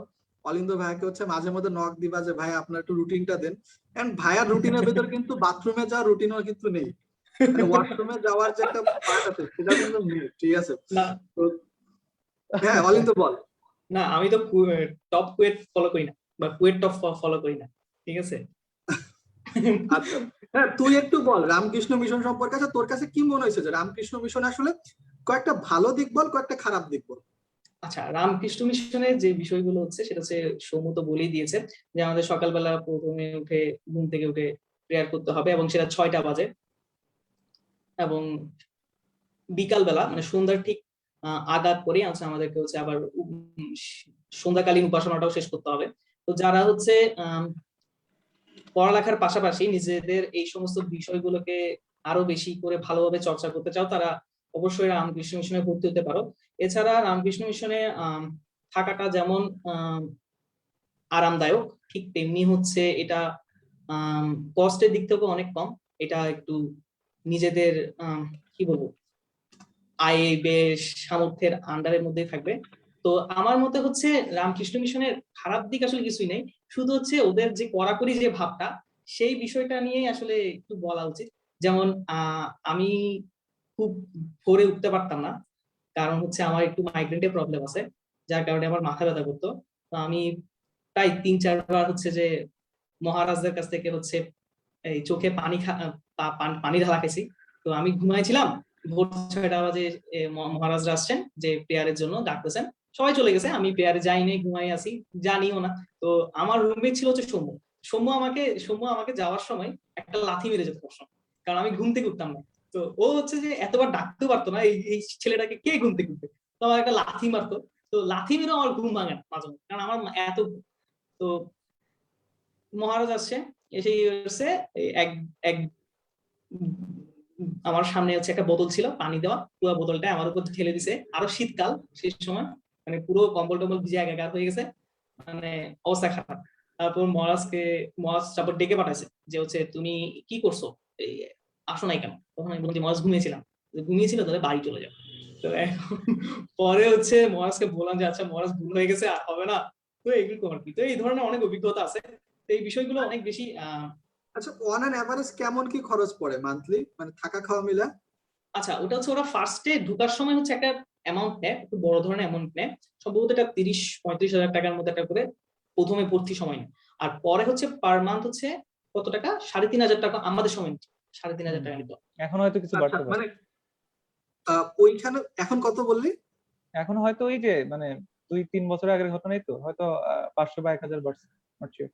আচ্ছা, সো এইখানে যেটা হচ্ছে যে ওই 30 বা 35 হাজার টাকা হচ্ছে ডিপোজিট মানি, মানে নাকি হচ্ছে তোর মনে কর যে একবারে নিয়ে নিছি ওটা, না, ওটা 1 বছরের জন্য দিয়ে রাখতে হবে। এরপর আবার ব্যাক করে দেয়? না না না, ওইটা আচ্ছা, হচ্ছে ওইখানে হচ্ছে আমাদের 3,500, আমি বলি 3,500 হচ্ছে আমাদের খাবার খরচ, ঠিক আছে। এরপর আচ্ছা, আর 35,000 হচ্ছে আমাদের ধর এই রুম ভাড়া, তারপর হচ্ছে তোর যে ইলেকট্রিসিটি বিল, তারপর হচ্ছে তোর পানির খরচ, ঠিক আছে। তারপর হচ্ছে বিভিন্ন, এরপর ওরা পূজার সবকিছু মিলাই টিলাই ওরা একটা অ্যামাউন্ট রাখছে আর কি, 35,000। আচ্ছা, আচ্ছা। একজন এই যে প্রত্যুষ চক্রবর্তী বলতেছে 35,000 শুরুতে, এখন প্রতি মাসে হচ্ছে 4200 টাকা। হ্যাঁ, সো আই থিঙ্ক হচ্ছে তোমাদের একটা যে বলে রাখি, যারা আসলে হচ্ছে বাইরে যেসব হোস্টেলে থাকবা, মোটামুটি এখন আসলে হচ্ছে এখন যে রেট চলতেছে নটরডেমের আশেপাশে হোস্টেল গুলা, তো 3 জনের এক রুমে থাকতে গেলেও দেখা যাবে তোমাদের আসলে পার পার্সনে শুধুমাত্র থাকার জন্য 4200 টাকার মতো দেওয়া লাগবে। সো এটা আসলে খুবই, মানে যদি আসলে কেউ একবার ভর্তি হতে পারে, 4200 টাকা অনেকেই প্রিফার মানে অনেকে অ্যাফোর্ড করতে পারে। সো তাদের জন্য কিছুটা সাশ্রয়ী হইতে পারে, যারা আসলে হচ্ছে হুম। মানে এখানে প্ল্যান করতেছো যে না, মানে সনাতন ধর্মের যারা আছো। সো এটা একটা বিষয়। মোটামুটি এইগুলাই আমার মনে হয় যে এর বাইরে কি তেমন কোনো বিষয়পত্র আছে অ্যাকচুয়ালি, আসলে এরকম ধরনের কোনো জিনিসপত্র যে আসলে, যে না এটা আসলে যেরকম ওই যেটা বললো যে স্পিরিচুয়াল একটা বিষয় সৌম্য, সো স্পিরিচুয়াল বিষয়টা আসলে কেমন কি একটু সৌম্য বল। আচ্ছা দেখ, স্পিরিচুয়াল যে বিষয়টার কথা বললাম, এটা হচ্ছে আমি আমার কথা বলি। আহ সকালবেলা ওঠার অভ্যাস আমারও কখনোই ছিল না, বাট এই যে রামকৃষ্ণ মিশনে এসে আমার খুব একটা ভালো অভ্যাস হইতো যে আমি খুব তাড়াতাড়ি ঘুমাই যেতাম এবং খুব তাড়াতাড়ি প্রেয়ারের আগে উঠে যেতে পারতাম। তো মোটামুটি অভ্যাস হয়ে গেছে, অনেকদিন 2 বছর ধরে প্রেয়ার করছি। সকাল 6টা বাজে ওঠা মানে আমি 6টার আরেকটু আগে উঠে যেতাম তাড়াতাড়ি ঘুমায়। এতে কি সুবিধা হইতো, আমি সকালবেলা একটু এক্সট্রা পড়ার টাইম পাইতাম, যদি কখনো পড়ছি বা কখনো পড়িনি, বাট আমার কিছু টাইম থাকতো। আর হচ্ছে কি, মাইন্ডটা রিফ্রেশ থাকতো। কেন রিফ্রেশ থাকতো তো তো জানিসই যে ওই early to bed early two rice হাবি জাবি কথাবার্তা আছে। এটা ছাড়া আমি খেয়াল করছি যে তাড়াতাড়ি ঘুমায় তাড়াতাড়ি উঠলে সারাটা দিন খুবই রিফ্রেশিং যায়, এবং হচ্ছে আহ কাজ বা স্টাডি যাই করি মোটামুটি একটা ইন্সপিরেশন পাওয়া যায়। তো আমি সকালবেলা উঠে কলেজে যাইতাম, কলেজ থেকে আসতাম, এসে হচ্ছে মানে আবার যে এক্সট্রা ঘুমানো লাগতো এরকম আমার কখনো মনে হয়নি। আমার মনে হয়েছে যে না, আমি still fresh, I can study. তারপর হচ্ছে আমি তাড়াতাড়ি 12টার মধ্যে ঘুমাই গেলাম। যে একটা সুন্দর রুটিন মেনটেন করছিলাম আমি কলেজ লাইফে, এটা সম্ভব হয়েছে হচ্ছে রামকৃষ্ণ মিশনের জন্য। একে তো হচ্ছে স্ট্রিক্টনেস দিয়ে সকালবেলা ওঠা বাধ্যতামূলক করে দিছে, আমিও চাইতেছিলাম সকালবেলা উঠতে, 2 দিয়ে 4, মাঝখানে আমার লাভ হইলো, আমি খুব একটা ভালো রেজাল্ট নিয়ে বের হইতে পারছি। এই আর কি। এটা আচ্ছা হচ্ছে আমার মনে হয়েছে যে স্পিরিচুয়াল। আচ্ছা, হ্যাঁ এটা একটা ভালো বিষয়। আচ্ছা যাই হোক, আমার মনে হয় অনেক সিরিয়াস বার্তা হয়ে গেছে। তো সবার জন্য একটা সিম্পল একটা ফান কোশ্চেন রাখি, এরপরে আরো ফান পার্ট আসতেছে। আমরা মোটামুটি হচ্ছে 4টা 15 ভিতর সীমাবদ্ধ রেখে দিব, 4টা 15 বা 20-এর ভিতরে সীমাবদ্ধ রাখবো, সমস্যা নাই। কেউ আমরা অকুল না মানে বেকুল না হয়ে যায়। সো এখানে যেটা হচ্ছে প্রশ্নটা হচ্ছে, আমার মনে হয় যে আসলে ডাক্তার ইঞ্জিনিয়ার টাইপের কনসেপ্ট বলছিলাম, সো ইঞ্জিনিয়ারদের কাছে একটু ডাক্তার টাইপের একটা প্রশ্ন রাখি। সেটা হচ্ছে, যদিও আমাদের তো আসলে এমবিবিএস এ তেমন কিছুই হয়নি, বাট এইখানে যেটা হচ্ছে যে মানে এইটা বল তোরা আসলে যে হচ্ছে কোন ফল, মানে আমার মনে হয় এটা বেশ ইন্টারেস্টিং প্রশ্ন সব স্টুডেন্টদের জন্য, কোন ফল ডাক্তারদের সব থেকে অপছন্দের? কোন ফল ডাক্তারদের কাছে সবচেয়ে অপছন্দ? অপছন্দের, এটা আসলে আমার নিজের বানানো লিমন মেড। তোমরা কমেন্টে জানাও কোন ফল আসলে ডাক্তারদের সব থেকে অপছন্দ। একটু আগে কিন্তু তোমার হচ্ছে তোমাদের সৌম্য ভাই একটা লাইন বলছে, লাইনের সাথে কিছুটা মিলে যাবে, একটু রিলেট করার চেষ্টা করো। মোটামুটি আসলে এই সৌম্যদার গান শুনতে যাচ্ছে অনেকে, ইনশাল্লাহ সৌম্যদার আজকে তো আসলে সেই প্রস্তুতি নেওয়া নেই, অন্য একদিন তোমাদের ভাইকে নিয়ে আসবো। কোন আইডিয়া অলিন্দ? বলতে পারবো না। An apple a day keeps the doctor away. তো যদি ডাক্তারদের যদি দূরে রাখতে হয়, তাহলে তো আপেল ফল তো ডাক্তারদের পছন্দের হওয়ার কথা না, যে আসলে ডাক্তারদের সবসময় দূরে রাখলে তো সমস্যা। এখন যাই হোক না কেন, সে মানব সেবা হোক আর যেটাই হোক না কেন, ফাইন্যান্সিয়াল একটা বিষয় তো আছে। যদি কোনো ডাক্তার যদি সবাই যদি একদম পুরোপুরি সুস্থই থেকে যায়, তাহলে তো সমস্যা হয় একদিক থেকে। না সমস্যা না, আমরা চাই যে সব মানুষ সুস্থ থাকুক। আসলে আমাদের ডাক্তারদের টাকা পয়সার দরকার নেই তেমন একটা, সুস্থ থাকুক মানুষ। ওকে, আমরা তারপরে যাই। লাইব্রেরিয়ান সম্পর্কে কিছু মতামত বলতে চান, নাকি এখনো ভয় আছে? এখনো কি ভয় আছে অবশ্যই মনে? বলতে চাই, এই লাইব্রেরিয়ান সব আমার খুবই ভালো স্মৃতি আছে ওনার সঙ্গে। অলিন্দ আছে কিনা জানি না। আমি কলেজের যে লাইব্রেরি, আমি একদম শুরু থেকে কলেজের লাইব্রেরিতে যাওয়া আসা করতাম। আমি নিয়মিত লাইব্রেরির বই বই বলতে হচ্ছে স্টাডি না, হচ্ছে লিটারেচারের বইগুলা আমি ধার করতাম, এনে নিয়ে মিশনে এনে পড়তাম, তারপরে হচ্ছে ফেরত দিয়ে আসতাম। তো একদম প্রথম যেদিন লাইব্রেরিতে আমি ঢুকছি, আমার স্পষ্ট মনে আছে এখনো, আমি ব্যাগ নিয়ে ডিরেক্ট ঢুকে গেছি লাইব্রেরিতে। তো ঢুকে যাওয়ার সাথে সাথে লাইব্রেরিয়ান উনি ডমিনিক কস্তা পুরা মানে রুম ভর্তি নটর ডিম তখন লাইব্রেরি চিৎকার করে উঠছে, হই মিয়া লেখাপড়া কি না শিক্ষাইছো নাকি? তো আমি তো মানে মুখ টুক লাল নামটা হয়ে কি গেছে। বললি আরেকবার বল, নামটা আরেকবার বল, জেনে রাখো। ডমিনিক কস্তা ওনার নাম। ডমিনিক কস্তা, হ্যাঁ। কস্তা। তো উনি বলে, ওই মিয়া লেখাপড়া না শিক্ষাইছো নাকি? তারপরে আমি পুরা রুমের সামনে এইভাবে বেইজ্জতি করার পর আমি আস্তে আস্তে ওনার সামনে গেলাম। বললো যে লাইব্রেরিতে ঢুকার নিয়ম হয়েছে ব্যাগ বাইরে রেখে লাইব্রেরিতে ঢুকতে হবে, এটা বাইরে লেখা আছে, আমি খেয়াল করিনি। এই যে ঝাড়িটা দিছে, এই পুরাটা রুমের সামনে যে মানে একটা লজ্জা পাইলাম, এই লজ্জার ভয় আমার আর পুরা কলেজ লাইফে কাটে না। পুরা কলেজ লাইফে আমি বারবার লাইব্রেরিতে গেছি, বাট স্টিল উনারা দেখলেই হচ্ছে আমার পা কাঁপতো, এই কি ভুল করলাম নাকি এই ঝাড়ি দিবে। বাট শেষ পর্যন্ত উনি আসলে আর পরে কোনোদিন ছাড়ি দেন। আমিও খুব সাবধান থাকতাম যে কোনো ভুল করছি কিনা। ইভেন লাইব্রেরিতে গিয়ে চেয়ার নাড়াইলে যে শব্দ হয় ওইটাও অ্যাভয়েড করার চেষ্টা করতাম। পুরা উনি টিপটপ ওইটা নিয়েও লাইব্রেরি। ঝামেলা করতো, উনি ওইটা নিয়েও ঝামেলা করতো। হ্যাঁ, ওইটা লাইব্রেরি এই যে চেয়ার সরানোতে একটা ছেলের নাকি আমি শুনলাম যে একদিন আধা ঘন্টা ধরে ঝাড়ছে, যে কেন শব্দ হয়েছে। উনি এইসব জিনিসের উপর খুব স্ট্রিক্ট। আর যখন ঝাড়ি দেয় তখন মাশাল্লাহ বলতে গেলে মান ইজ্জত একদম মাটিতে মিশাই দিয়ে আসে। আমি একটা জিনিস একটু বলি, যেটা হচ্ছে যে মানে যারা আসলে চিনে না ওই লোকটাকে, আমাদের আসলে লাইব্রেরিতে একজন লাইব্রেরিয়ান থাকে, 2জন থাকে মূলত। এর মধ্যে একজন লোক আছে যাকে দেখলেই তুমি বুঝে যাবা যে সে লোকটাই আসলে মেন কালপ্রিট। তোমার আসলে মানে কোনো কিছু লাগবে না, কোনো পরিচয় ছাড়া তার মুখের ভিতরে লেখা আছে, মুখের উপরে লেখা রয়েছে যে সে আসলে ডমিনিক কস্টা, এন্ড সে ভালো মানুষ না। একবার হচ্ছে এরকম কথা ডন বলে। ডন ডন, পুরো ডন সে, বুঝছো, সে পুরো ডন। এন্ড হচ্ছে তোমার কাছে আসলে মনে হয়ে যাবে যে মনে করো মানে জীবনের থেকে যদি কোনো একজন মানুষের মায়া মহব্বত উঠে যায় বা জীবনের প্রতি ভালোবাসা যদি উঠে যায়, তার মুখে হলো সেই ছাপ যে আসলে হচ্ছে আমার কোনো কিছু ভালো লাগে না, তোমরা যা করতেছো ভালো লাগতেছে না। এন্ড আমি লিটারালি ওনাকে ইচ্ছা করে 2 দিন জ্বালাইছিলাম। আমি মানে এটা আমার একটা প্রাউড মোমেন্ট যে আসলে উনি নরমালি সবাই জ্বালাইছে, আমি ওনারা 2 দিন জ্বালাইছি। আমরা আসলে কিছু বন্ধু বান্ধব ছিলাম, একদিন হচ্ছে মারুফও ছিল, মারুফ আমি আরো কয়েকজন বসে ছিলাম, এন্ড হচ্ছে উনার ইচ্ছা মতো জ্বালাইছিলাম, মানে একজন এইদিকে থেকে শব্দ করতেছে আর একজন ওইদিকে থেকে শব্দ করছে। ইচ্ছা করে ওনারা জ্বালাইছিলাম একদিন, মানে 2 দিন জ্বালাইছিলাম এরকম ভাবে। এটা একটা ভালো অনুভূতি, মানে যদি বলা হয় নটর ডেমের সব থেকে বড় অ্যাচিভমেন্ট কি, আমি এটারে তার ভিতরে রাখবো। আচ্ছা, উনি উনি মানুষ হিসেবে কিন্তু খারাপ না, আমার মনে হয়েছে যে ম্যান অফ গুড হার্ট আমার মনে হয়েছে। কেন, একদম শেষ দিকে মিশন থেকে একটা ম্যাগাজিন আমরা পাবলিশ করছিলাম, এই যে বার্ষিক একটা ম্যাগাজিন, ওই ম্যাগাজিনের একটা কপি আমরা লাইব্রেরিতে দিতে গেছি। ওই দিন আমি আর আমাদের গ্রুপের নিবিড় ছিল, আমরা দিতে গেছি। উনি ওই দিন খুব খাতির করছে আমাদের, বলছে তোমরা দিতে আসছো, নিজে ওই জায়গা থেকে উঠে আমাদের সাথে গিয়ে একটা সেকশন দেখাই দিচ্ছে যে হ্যাঁ এই সেকশনে রাখো, তোমাদের বইটা আমরা সবাইকে দিব। ওই দিন একটা আলাদা সম্মান দিছে আমাদেরকে, মানে এজ এ মিশনিয়ান বলি যাই বলি। ওই দিন আমার খুব ভালো মনে হয়েছে যে যাক, লোকটা অতটাও খারাপ না যতটুকু ভাবছি। না অ্যাকচুয়ালি সবারই তো ভিতরে কিছু ভালো জিনিসপত্র তো থাকবে, এটা নিয়ে কোনো সন্দেহ নাই। যেসব ফাদাররা, সরি, যেসব মামারা আসলে হচ্ছে কলেজে থাকা অবস্থায় যেরকম ধরনের বিহেভ করে, আমরা এখন গেলে তো ওনারা আসলে একটা অন্য ধরনের একটা ওয়ার্ম ওয়েলকাম জানায়, তাই না?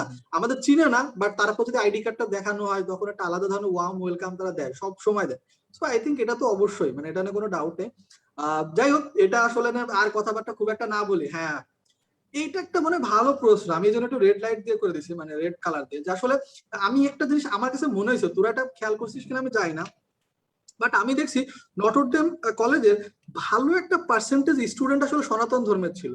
And I don't know why, মানে এই জিনিসটা হচ্ছে বাংলাদেশের যে রেশিও তার থেকে ভালোই ডিফারেন্স একটা ক্রিয়েট আমি দেখছি।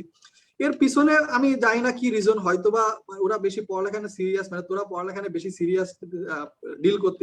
আর আমি দেখছি যারা সনাতন ধর্মের অ্যাকচুয়ালি ছিল, আমি এরকম ভাবে খুব ফাজিল পাইতাম না, এরা মোটামুটি আসলে পড়ালেখা একটু বেশিই করতো। বিশেষ করে আমি উদাহরণ দিতে গেলে তো অনেক পাবো, সব থেকে বড় উদাহরণ যে Notre Dame is equal to Notre Dame 18 batch is equal to হচ্ছে বিশ্বজিৎ কুমার মিত্র, বিশ্ব। তো বিশ্ব অ্যাকচুয়ালি যেটা হচ্ছে যে বিশ্বজিৎ কুমার মিত্র, সবাই নাম শুনে বুঝতেই পারতেছো তোমরা, ও সনাতন ধর্মের ছিল। আরো বেশ কয়েকজন আমি অ্যাকচুয়ালি দেখলে এরকম ভাবে, এমন না কোন একটা রিলিজিয়নকে আমি আলাদা স্পেসিফিক করতেছি না, বাট অ্যাকচুয়ালি আমার এই জিনিসটা বেশ সারপ্রাইজিং লাগতো। আমি দেখতাম আসলে একটা ভালো লেভেল অফ স্টুডেন্ট আসলে হচ্ছে সনাতন ধর্মের ছিল, এবং এদের রেজাল্টটাও বেশ ভালো ছিল। এন্ড তোর কাছে, মানে তোদের কাছে কি মনে হয় কত পার্সেন্ট স্টুডেন্ট সনাতন ধর্মের ছিল? 30% বেশি হবে নাকি কম হবে? আমার কাছে মনে হয় 30% কাছাকাছি ছিল। আমার মনে হয় লেস দেন 30% হবে। লেস দেন 30% হবে না? লেস দেন হ্যাঁ 30% কি হিসেবে 30%। বলতেছি, হ্যাঁ আমার বলো। রোর কথা বলি, আমার রো বলতেছি, আমার কলামের কথা যদি বলি, আমার কলামে ধর বেশি ফেলে 4 থেকে 5 জন ছিল। এই হিসাবে আমার সেকশনে ধরলাম যে ধর 4টা রো ছিল, 4 4 16, আমি সেফ সাইডে ধরলাম যে 20 জন। তো এইভাবে গ্রুপ ছিল কয়টা, গ্রুপ খুব সম্ভবত 14টা ছিল না আমাদের সময়? হ্যাঁ হ্যাঁ 14টা ছিল, 14টা। 14টাতে 20 জন করে ধরলে হচ্ছে 280 জন। 280 জন ধর 1700 জন ধরলে এটা কোনোভাবেই 30% ক্রস, আরে আচ্ছা এইটা, 16%। না এইখানে যে বিষয়টা আসতেছে আমার কাছে যেটা মনে হয়, এটা মনে হচ্ছে হাইলাইটেড হওয়ার কারণটা, যেরকম আমাদের গ্রুপে আসলে ভালোভাবে হচ্ছে অল টাইম হচ্ছে সব থেকে বেশি হাইলাইটেড হচ্ছে যে বিশ্বজিৎ। বিশ্বজিৎ। বিশ্ব শুধুমাত্র আমাদের গ্রুপে না, পুরো কলেজে ছিল পরিচিত। সো ওর একটা বিষয়টা ছিল। এন্ড হচ্ছে আমাদের গ্রুপে আবার হচ্ছে অলিন্দ কিছুটা হাইলাইটেড থাকতো, মানে জিনিসটা হচ্ছে ও মানে এরকম ভাবে চিড়িং বিড়িং। আমি অ্যাকচুয়ালি এরকমই নাম দিতাম, যদি হচ্ছে কারো ওর সামনেই বলতেছি। আমি আসলে এরকম মানে এর বাইরে আসলে হচ্ছে মানে ওরে বলা হয়নি জিনিস কখনো। ওকে নিয়ে হচ্ছে যখনই মনে করছে কেউ আমার সামনে কিছু বলতে চাইতে হবে এরকম ভাবে, আমি বলতাম আচ্ছা ওই যে সেটা চিড়িং বিড়িং করে। শুরুর দিকে ভালোভাবে চিনতাম না, শুধু হ্যাঁ, আমাদের একটা স্যারের ক্লাসের পর থেকে আমরা খুব তিরিং তিরিং করা শুরু আমাদের করেছি। গ্রুপটাকে লাইভলি করে রাখতে হচ্ছে তোর অলিন্দ ছাড়াও আরো 2 3 জন ছিল, আমাদের ক্যাপ্টেন মারুফ ছিল, তারপর ক্যাপ্টেন এই মানুষ ছিল, বিশ্বজিৎ নাবিল। এরা হচ্ছে সজীব গ্রুপটাকে, সজীব সজীব হ্যাঁ ছিল, সজীব সজীব। সজীব সজীব, হ্যাঁ ছোট করে সজীব। সজীব তো এরা কুয়েটে গ্রুপটাকে পড়ে। লাইভলি রাখছে। হ্যাঁ হ্যাঁ এটাই, এই জন্য অরিন্দর কাছে কৃতজ্ঞতা প্রকাশ করা উচিত যে কলেজ লাইফটা মানে ক্লাসের সময়গুলা ইন্টারেস্টিং মজার মতো কাটছে, এই কারণে ওর হচ্ছে তো থ্যাংক ইউ দেওয়া উচিত। ওকে ওকে মাঝে মধ্যে ওর কাজ বাজ দেখে মাঝে মধ্যে মনে হয় তোরা ধরে পিটায়, মানে এটা তো সব সময় মনে হয়েছে আমার ভাই, তুই তো ক্লাসে দেখতি, আমি তো দিন রাত 24 ঘন্টা দেখতাম আমার রুমের সামনে। ওরা মনে হইতো যে আসলে এ একদিন হচ্ছে যে বলে না ফুড পান্ডার অর্ডার, ওর কাছে হচ্ছে ফুড পান্ডার অর্ডার ভাই পাঠানো। অর্ডার নিয়ে আসছি, দরজা খুলে। দরজা খুলে। আচ্ছা ভাই ও যে এরপরে প্যানিক করতো ওই সময়, যে মাইকটা দিতে ইচ্ছা করতো রে ভাই। আচ্ছা ভাই, কলেজের কোন জিনিসটা সব থেকে বেশি মিস করতেছিস? এটা আসলে কলেজের পিছনে ব্যাকগ্রাউন্ড বাস্কেটবল কোর্টটা দেখা যাচ্ছে আমাদের। ওকে, কলেজের আমি মিস করি হচ্ছে ওই দুইটা ক্লাসের ফাঁকে খুব রিস্ক নিয়ে গিয়ে ডিম চপ খাওয়া বা একটা রোল খাওয়া, এই জিনিসটা আমি অনেক মিস করি। আচ্ছা, অলিন্দ? আমি কলেজ ক্যান্টিনকে সবচেয়ে বেশি মিস করি, কারণ আমাদের যখন এই সারাদিন যখন পরিশ্রম যেত, তো ওইটাই ছিল আমাদের সবচেয়ে বেশি আনন্দের জায়গা, যে এখানে একটু কিছু আচ্ছা, খাবো।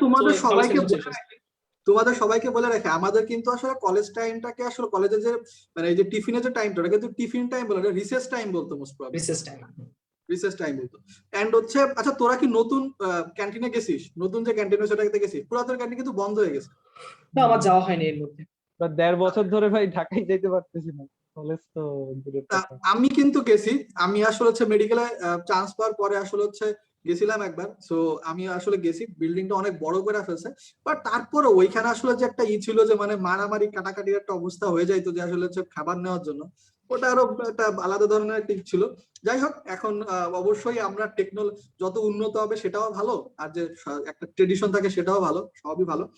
আমার মিস করার ভিতরে যেটা ছিল অ্যাকচুয়ালি, আমি সব থেকে মিস করার ভিতরে কি ছিল, আমি আসলে হচ্ছে মিস করার মধ্যে ওরকম তেমন বেশি কিছু না, বাট আমি মোটামুটি আসলে হচ্ছে ডিপ্রেশন একটু মিস করি। আমি আসলে নর্ডেম কলেজে থাকতে খুব বেশি ডিপ্রেশনে থাকতাম, মানে আসলে হচ্ছে আমি এরপরে লাইফ আমার অনেক বেশি মানে হ্যাপেনিং হয়ে গেছে, মানে অনেক বেশি ফ্রি থাকি এখন, মানে ফ্রিলি, মানে একটা খুব হাসি ঠাট্টা টাইপ অফ পার্সন হিসাবে আমি থাকি। বাট নর্ডেম কলেজে আসলে অ্যাকচুয়াল যে রিয়েল মি, মানে আমি যেমন মানুষ এইভাবে এক্সপ্লোর করতে পারি ধারে কাছেও না, মানে আমি আসলে নর্ডেন কলেজে যে লিমনকে দেখছে মানুষজন, আমি ওরকম মোটেই না। সো অ্যাকচুয়ালি ওটা বলা যেতে পারে ওটা একটা ডিফারেন্ট একটা সিনারিও ছিল, ওই জিনিসটা মিস করি কিছুটা। এরপরে আচ্ছা, এইটা ভালো প্রশ্ন, আমার মানে সবার আগ্রহ থাকবে। আচ্ছা, যারা যারা কমেন্টে আছে, মানে যারা যারা দেখতো, তারা একটু বইলো এটা আসলে কোন কলেজ? আমি মোবাইলের স্ক্রিনে আছি, খুবই ছোট একটা ছবি আসতেছে। হ্যাঁ, আইডিয়া করার চেষ্টা করতে হবে, এটা কোন কলেজ। আচ্ছা, এটা যে কলেজই হোক, আমি এই কলেজের জীবনেও যাই নাই, সুতরাং নাম বলতে পারতেছি না। এখানে ভি তোমাদের দেখা যাচ্ছে, তাহলে এটা বিকারুননিসা স্কুল এন্ড কলেজ হবে আর কি, বোঝাই যাচ্ছে। ও অলিন্দ, এই এই যে যে দেখছো? ধরা খাইছে, ধরা খাইছে। না, আমি কিন্তু যাই নাই, আমি এগুলোর আশেপাশে ছিলাম না ভাই। সৌম্য, তুই তো জানোস ভাই, আমি ভাই সাধারণ হ্যাঁ, মানুষ ভাই, ভালো মানুষ। না ভাই, আমি ঘুমাই গেলে তুই কি করতে আমি জানি না। আমি একটা জিনিস আসলে, আমার এইখানে স্টুডেন্টরা, আমার বন্ধু বান্ধবরা কেউ বিশ্বাস করে না, বাট আমি অনেস্টলি বলতেছি, আমি আমার কলেজ লাইফ শেষ করারও 1 বছর পরে আমি প্রথমবারের মতো ভিকারুননিসা কলেজে মানে চিনছি এবং সামনে গেছি। মানে তাও হচ্ছে আমাদের গ্রুপ 5-এরই এক বন্ধুর হচ্ছে, সরি গ্রুপ 2 এর এক বন্ধুর বদৌলতে। জীবন নাম, জীবন হচ্ছে সিলেট মেডিকেলে। তো জীবন হচ্ছে আমাকে করছে কি, মানে 2019 সালে তো ও আমাকে বলতেছে যে বিশের, সরি 2019 নাকি 20, হ্যাঁ 19-এ ও বলতেছে আমাকে যে আচ্ছা চল একটু ওই পাশ দিয়ে যাই, মানে হচ্ছে আমরা শান্তিনগর হচ্ছে রেটিনার ওইখানে গেছি। সো শান্তিনগর ওইখানে থেকে আসার সময় সো একটা আছে ওই দিক দিয়ে যাওয়া যায়, আর একটা তো হচ্ছে ওই বেইলি রোডের ওইদিকে। সো আমি বেইলি রোডে আমার জীবনে যাইনি, এটুকু ফর শিওর। এন্ড ওই টাইম ও অ্যাকচুয়ালি আমাকে নিয়ে যায় ওইখানে ফার্স্ট টাইম দেখাইছে। ম্যাক্সিমাম স্টুডেন্ট বিশ্বাস করে না। আমি এখন যেটা হচ্ছে, আমি যখন হোস্টেলে থাকতাম, হোস্টেলে থাকা অবস্থায় একদিন হচ্ছে এক বড় ভাইরা বলছে লিমন কই গেছিলে। সো আমি হচ্ছে বলছি ভাই আমি শান্তিনগর গেছিলাম। এখন বলতেছে শান্তিনগর, ওহু কই। আমি বলছি শান্তিনগরে এমন কি আছে, শান্তিনগরে এমন কি আছে? বলছে হ্যাঁ শান্তিনগরে গেলে তো একটু বেইলি রোডেও গেছো। আমি বলছি ভাই সেটা তো জানি না, বাট শান্তিনগর ওইখানে একটা যে ওই যে হোয়াইট হাউস রেস্টুরেন্ট আছে, তারপরে যে ইস্টার্ন প্লাস আছে, এইসবের আশেপাশে ছিলাম। ওই 3 ডক্টর যে কোচিং আছে ওর পাশে আশেপাশে ছিলাম। ও বলছে ওই তো একটু সামনে হাইটে গেলেই তো সবকিছু মানে উন্মুক্ত হয়ে যায়। আমি বলছি কি উন্মুক্ত, আমি কিছুই বুঝতে পারিনি, পরে আপনি যেটা বুঝতে পারছি ওই যে জামিলের কারণে, জামিল রেজা নিলয়, ও তো আমার রুমমেট ছিল। সো ও তো আবার এইদিকে এক্সপার্ট, ও তো এগুলাতে ওরে ভালোই। ওরে ওরে, আমি ঘুষি মেরে না এই চশমাটা ছিলাম। ও সো জামিল, আচ্ছা। সো জামিল যেটা হচ্ছে ও অ্যাকচুয়ালি আমার পরে বলছে, এন্ড বলছে যারা আসলে খুব আগ্রহী, মানে যারা শুনতে যাচ্ছিল ভিকারুননিসা কলেজ, সো দেখতেই পাচ্ছ আমি এবং হচ্ছে তোমাদের সৌম্য ভাইয়া খুবই আসলে সাদাসিধে মানুষ, চিন্তামই না। তোমাদের ভাইয়া আমি চিনতো এখন এখনো সেটা চিনি না, টু বি অনেস্ট, আমি এখনো চিনি না কোনটা কোন জায়গা। না। আমি অ্যাকচুয়ালি এখনো চিনি চিনছি না। ওই যে আমার বন্ধুর বদৌলতে, আমি আমার বন্ধুর বদৌলতে চিনতে পারছি, থ্যাঙ্কস টু জীবন। জীবন হয়তো বা দেখতেছে না। এরপরে এটা কোন কলেজ, আমি আরো বেশি করে দিচ্ছি, আইডিয়া করতে পারবি তোরা? এবার বল সৌম্য, এবার তো কারেক্ট বল। দেখতে পাচ্ছি না। আচ্ছা, সৌম্য এখানে হচ্ছে যে ভিজা বিড়াল হয়ে আছে, সবকিছু আসলে জানে, সবকিছু বুঝতেছে, শুধু তো বলতেছে না। আমার স্ক্রিনে খুব ছোট করে আসতেছে। মোবাইলে সাদা ড্রেস দেখেই তো হ্যাঁ, বোঝা আমি যাচ্ছে। সাদা ড্রেস হলিক্রস হইতে পারে এই ধারণা আমার। আরে আরো তো গেস করতে পারিস, পিছনে দেখ হচ্ছে বাস্কেটবল কোর্ট দেওয়া, নর্মালি মিশনারি কলেজগুলোতে হ্যাঁ হ্যাঁ হ্যাঁ। বাস্কেটবলের কোর্ট দেওয়া থাকে। হ্যাঁ, আর সেন্ট জোসেফ আছে, বাট সেন্ট জোসেফে তো আর মেয়েরা বসে থাকবে না, নর্মাল বিষয়। তো আমি অ্যাকচুয়ালি একটু ব্লার করে দিছিলাম কলেজটাকে। এটা হচ্ছে হলিক্রস কলেজ, এন্ড হলিক্রস আমি মেডিকেলে চান্স পাওয়ার পরে চিনছি। মানে কাউসার নাম করে আমাদের এক বন্ধু ছিল আমার, ও আমার সাথে সলিমুল্লাহতে পড়ে। তো ও হচ্ছে ফার্ম গেটে থাকতেন, ফার্ম গেটে তো ওইখানে থেকে বের হওয়ার সময় ফার্স্ট টাইমের মতো আমি বিজ্ঞান কলেজ আর হচ্ছে হলিক্রস কলেজ চিনলাম। মানে আসলে ওইভাবে চেনার সুযোগ হয়নি, কলেজ লাইফের এত প্রেশার থাকে। আমি মনে হয় একমাত্র ব্যক্তি যে আসলে হচ্ছে কলেজের একটা ফেস্টেও যায়নি, মানে একটা কলেজের ফেস্টেও যায়নি, কোন একটা অনুষ্ঠানকে উপভোগ করার সুযোগ পাইনি। আর তো অন্য কলেজ, এ আর কি বলবো। যাই হোক, আর অলিন্দর কাছে জিজ্ঞাসা করা প্রয়োজন, অলিন্দ তো কলেজ চিনি, মানে অলিন্দ তো অলিন্দ তো রুটিন যাওয়া আসা। হ্যাঁ। আচ্ছা যাই হোক, হ্যাঁ হ্যাঁ, অলিন্দর তো প্রায় হচ্ছে একটা রুটিন ডিউটির মতো বিষয়পত্র ছিল, যে মাঝে মধ্যে একটু দেখা সাক্ষাৎ এইসব সবই এগুলো সব মিথ, এগুলো ফালতু কথা, এগুলো না কাল্পনিক বিষয়। না, একজন হচ্ছে একটা ডিউটিফুল, মানে একটা দায়িত্ববান একজন হচ্ছে মানে দেশের নাগরিক হিসাবে তো সে আসলে সবারই খোঁজ খবর রাখে, আর সে মোটে একজন রেসিস্ট পার্সন না। সো এগুলো নর্মাল, উই আন্ডারস্ট্যান্ড। মানে অলিন্দ, তোমার আসলে জাস্টিফাই করা লাগবে না, এটা আমরা সবাই জানি। হ্যাঁ, আমাকেও তেল দেওয়া লাগবে না, আমাকেও তেল দেওয়া লাগবে না। অ্যাকচুয়ালি বিশ্বজিৎ থাকলে আড্ডা একটু বেশিই হইতো, মানে ও আসলে হচ্ছে, বাট সে আসলে খুবই ব্যস্ত পার্সন, বাট হচ্ছে মানে তারে আসলে হচ্ছে খুঁজে পাওয়া যায় না, সব থেকে বড় প্রবলেম হচ্ছে এটা। তোমাদের বিশ্বজিৎ হচ্ছে, এটা একটা বড় বিষয় যেটা আসলে স্টুডেন্টদের সামনে বলা উচিত কি যায় না, বলা যাইতে পারে, যাই হোক সমস্যা না, ওরা আর কি লুকানো। বাট বিশ্বজিৎ এখন হচ্ছে কি, যে বিশ্বজিৎ আসলে মেয়ে কি জিনিস জানতো না, তার এখন কত মেয়ে ফ্রেন্ড, এই কারণে আসলে হচ্ছে ছেলের বন্ধুদের এখন খোঁজ খবর নেয় না। আর তোমরাও এরকম ভাবে কিছু বন্ধুদের হচ্ছে একটু খোঁজ খবর রাখো। আফসোস নিয়ে ছেলেটা বলতেছে, তোর কথা শুনে তো আমারই খারাপ লাগছে। হ্যাঁ, আমি আসলে খুবই আফসোস নিয়ে, মেয়েরা যেখানে হচ্ছে কেন, মানে হচ্ছে কি এমন কি আছে বিশ্বজিতের ভিতরে যেগুলো আমাদের মধ্যে নাই, যে হচ্ছে মেয়েরা সবার প্রথম পছন্দ কেন বিশ্বজিৎ, এটা একটা খুবই একটা আশ্চর্য বিষয়। যাই হোক, আচ্ছা এরপরে আমি হচ্ছে আর আমরা বেশি একটা দীর্ঘায়িত করবো না, একটা দুটা প্রশ্ন জাস্ট। আচ্ছা, এইখানে হচ্ছে তোদের বলি, ইউনিভার্সিটি ক্যান্টিন নাকি কলেজ ক্যান্টিন? ইউনিভার্সিটি ক্যান্টিন অনেকে বুঝতেছে না, আচ্ছা আমি বলি। আমাদের নর্ডার্ন কলেজের ভেতরে কিন্তু 2016 সাল থেকে, আমরা যেবার কলেজে ঢুকছি ওইবারের থেকে কিন্তু ইউনিভার্সিটি ক্যাম্পাসও চালু হয়েছে, মানে এখানে ইউনিভার্সিটি পড়ালেখা প্রাইভেট ইউনিভার্সিটির মতো। সো আমাদের কলেজের এরিয়া, সেম এরিয়ার ভিতরে ওইখানে একটা ক্যান্টিন আছে, এন্ড ক্যান্টিনটা আসলে খাবারটা সুন্দর, আর অন্য কিছু সুন্দর থাকতে পারে, সেটা অলিন্দ ভালো জানে। আমি যেতাম না ভাই, ওটা সৌম্য যেত। সৌম্য আসলে ওই ইউনিভার্সিটি ক্যান্টিনটা খুব বেশি পছন্দ করতো, কেন জানি না। আমাকে বলতো যে চল চল ওইদিকে চল, ওইদিকে খাবারগুলো বেশ ভালো আছে।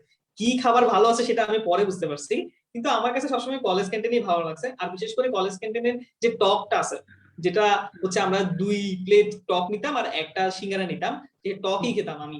আমি এটুকু মনে আছে, এই টকটাকে আমি এখনো মিস করি। আচ্ছা এই সৌম্য, টক জন্য ছেলেরা বেশি পছন্দ করে নাকি মেয়েরা বেশি পছন্দ করে? অবশ্যই মেয়েরা, বাট আমি দেখছি যে কলেজে যে টক দিত হচ্ছে 1 গামলা থাকতো, ওইটা না দুপুরের আগে শেষ হয়ে যেত কেমন যেন।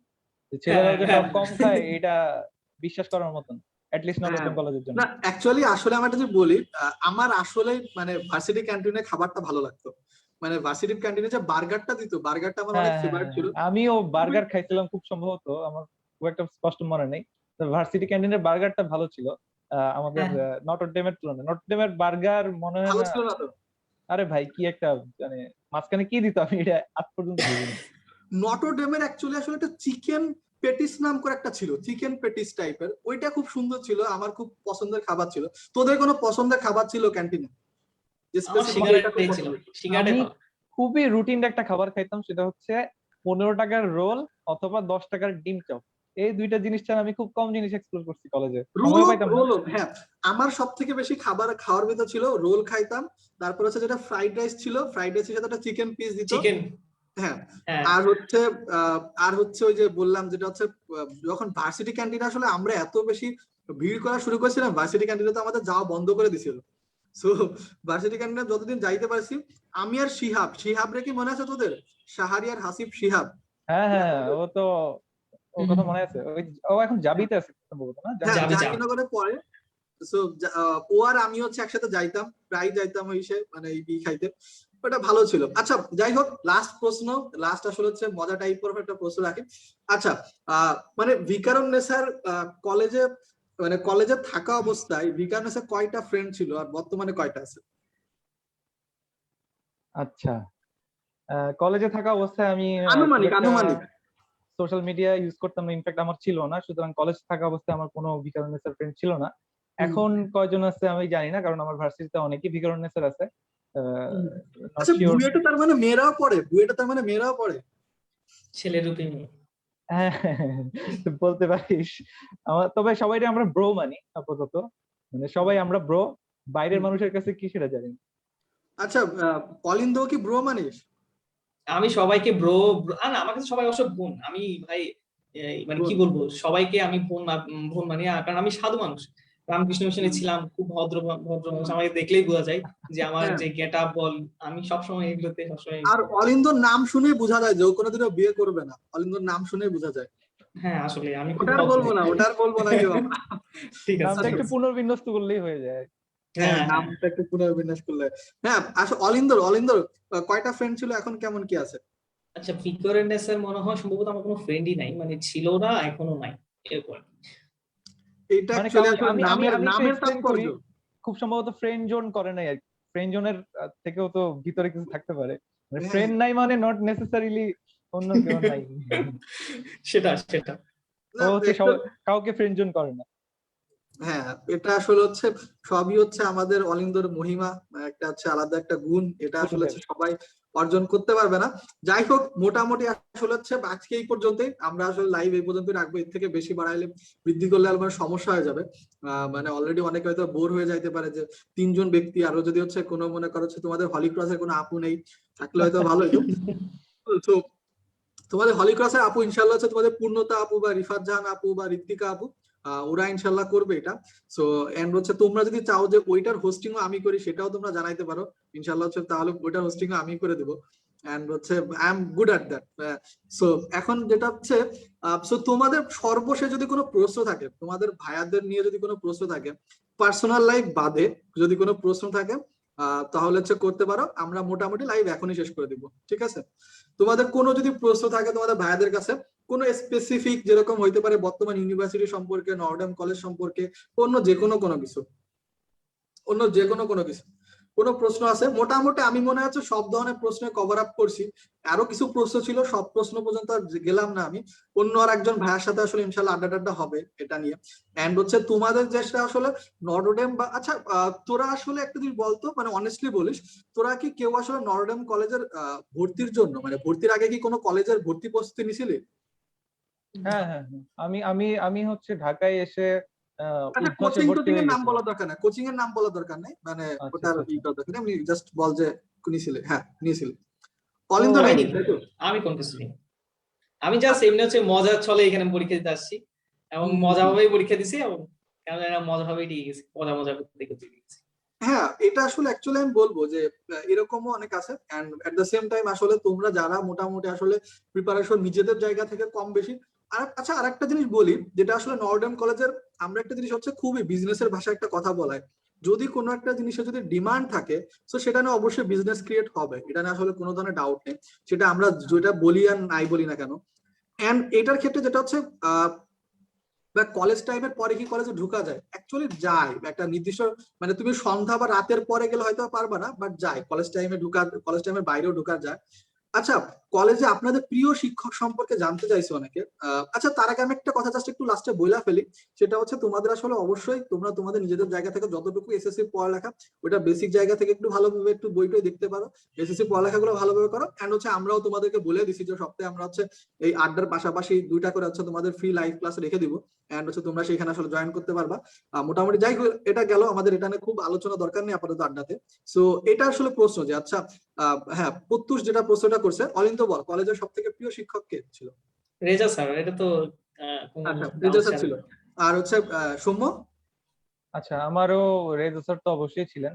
তারপর বদরুজ্জামান মুন্না স্যার ছিলেন। হুম, আর আর হচ্ছে ডন স্যারও আমার খুব বেশি ফেভারিট ছিলেন। ডন স্যারের ক্লাস খুব একটা পাইনি, বাট ল্যাব পাইছি। আচ্ছা। সো আমার যেটা হচ্ছে, আমার ফেভারিট ছিল আসলে হচ্ছে সুজিত স্যার। সুজিত স্যার আমার সব থেকে পছন্দের ছিল। অবশ্যই রেজা স্যারের প্রতি আলাদা একটা আবেগ তো থাকে। রেজা স্যার আমাকে ভালোভাবে চিনতো, খুব ভালোভাবে চিনতো, আমার বুজুর্গ বলে ডাকতো। বাট এইখানে যেটা হচ্ছে যে রেজা স্যার অবশ্যই এখানে কোনো মানে এমন না যে রেজা স্যারের ভালো লাগতো না, বাট আমার কেন জানি না হচ্ছে সুজিত স্যারের কথাবার্তা খুবই ভালো লাগতো। স্যার বিশেষ করে যখন হাইপোথেটিক্যাল কনভারসেশন স্টার্ট করতো বা হচ্ছে কাইন্ড অফ হচ্ছে সোশিয়াল কথাবার্তা স্টার্ট করতো, সো আমার কাছে এটা খুব পছন্দ ছিল। এন্ড আমি চাই যে আচ্ছা তোদের কেমন কি অনুভূতি ছিল সুজিত স্যার সম্পর্কে? সুজিত স্যার আমাদের 1 বছর নিচে ক্লাস। হ্যাঁ, হ্যাঁ, আপনি আমাদের 1 বছর ক্লাসে স্যার। সুজিত স্যার হ্যাঁ। মাঝে মধ্যে হচ্ছে ফিজিক্স ছেড়ে দিয়ে খুব হুম, হুম, স্পিরিচুয়াল হুম। লেভেলে কথাবার্তা বলতো। হ্যাঁ, তখন ওটা হচ্ছে খুবই ভালো লাগতো আমার। আমার তো একে তো ফিজিক্স মাথার উপর দিয়ে যাইতো ক্লাসে, ওইগুলা বললে আরো মাথার উপর দিয়ে যেত। তবে শুনতে ভালো লাগতো। এটা জিনিস, স্যারের বাচনভঙ্গি খুবই সুন্দর, স্যারের হুম। বলার মানে স্পিচ ডেলিভারির খুবই সুন্দর, এবং স্যার পড়ায়ও খুব ভালো। যারা ক্যাচ করতে পারবে তাদের জন্য ভালো। প্লাস স্যারের ওই স্পিরিচুয়াল কথাবার্তা গুলো নোট করলেও, মাঝখানে একদিন মনে হয় ফেসবুকে না কোথায় জানি ভাইরাল হয়েছিল, আমি দেখছিলাম স্যারের কথাবার্তা। হ্যাঁ হ্যাঁ হ্যাঁ, আমিও দেখেছি। হ্যাঁ। হুম। না অ্যাকচুয়ালি আমার আসলে আমার ব্যক্তিগতভাবে সুজিত স্যার হচ্ছে পদার্থবিজ্ঞানের টিচার, সো আমার আসলে খুবই পছন্দের ছিল এবং সব থেকে পছন্দের ছিল। কলেজে যত টিচার ছিল আমাদের, আমরা আসলে মোটামুটি সব নাম করা টিচারদেরও পাইছি কম বেশি। গুয়ো স্যার, তোমরা যে গুয়ো স্যারের বই দেখো বাজারে, গুয়ো স্যারের ক্লাস পাইছো। এই অরিন্দ। আমাকে রাখতে না। সো কাইন্ড অফ হচ্ছে বিশ্বজিতের সাথে যেটা করছিল সেটা কিন্তু কাউকে বলিস না আবার। তোমরা হচ্ছে যদি চাও গুয়ো স্যারও রিটায়ারমেন্ট নিয়ে গেছে, তো তোমরা আসলে গুয়ো স্যারের চুম্মার পাইলে না। গুয়ো স্যার আসলে চুম্মা দেয়, বুঝছো? চুম্মা দিলে হচ্ছে তুমি আসলে ভালো রেজাল্ট করবা মোটামুটি। এন্ড হচ্ছে তোমাদের গুয়ো স্যার চুম্মা দেয়। তারপর হচ্ছে আমরা রেজা স্যারের ক্লাস পাইছি, টেডলিন ম্যাডামের ক্লাস পাইছি কম বেশি। এন্ড হচ্ছে the greatest of all time Zahir স্যারের ক্লাস পাইছি। And হচ্ছে আচ্ছা, ভালো কথা।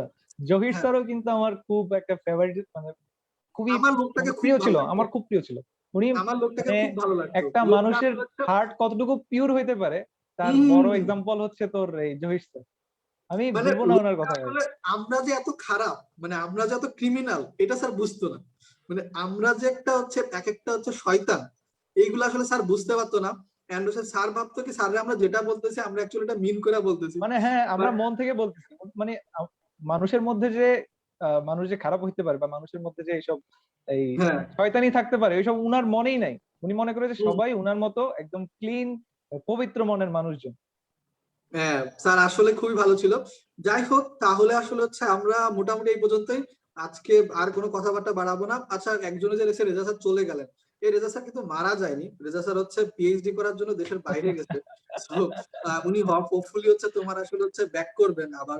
বাট ডন স্যারও তোমরা চলে পাবা গেছে না এটুকু শিওর। PhD র আরো জন্য। 3-4 বছর 5 বছরের ভিতরে স্যারকে হয়তো পাওয়ার সুযোগ নেই।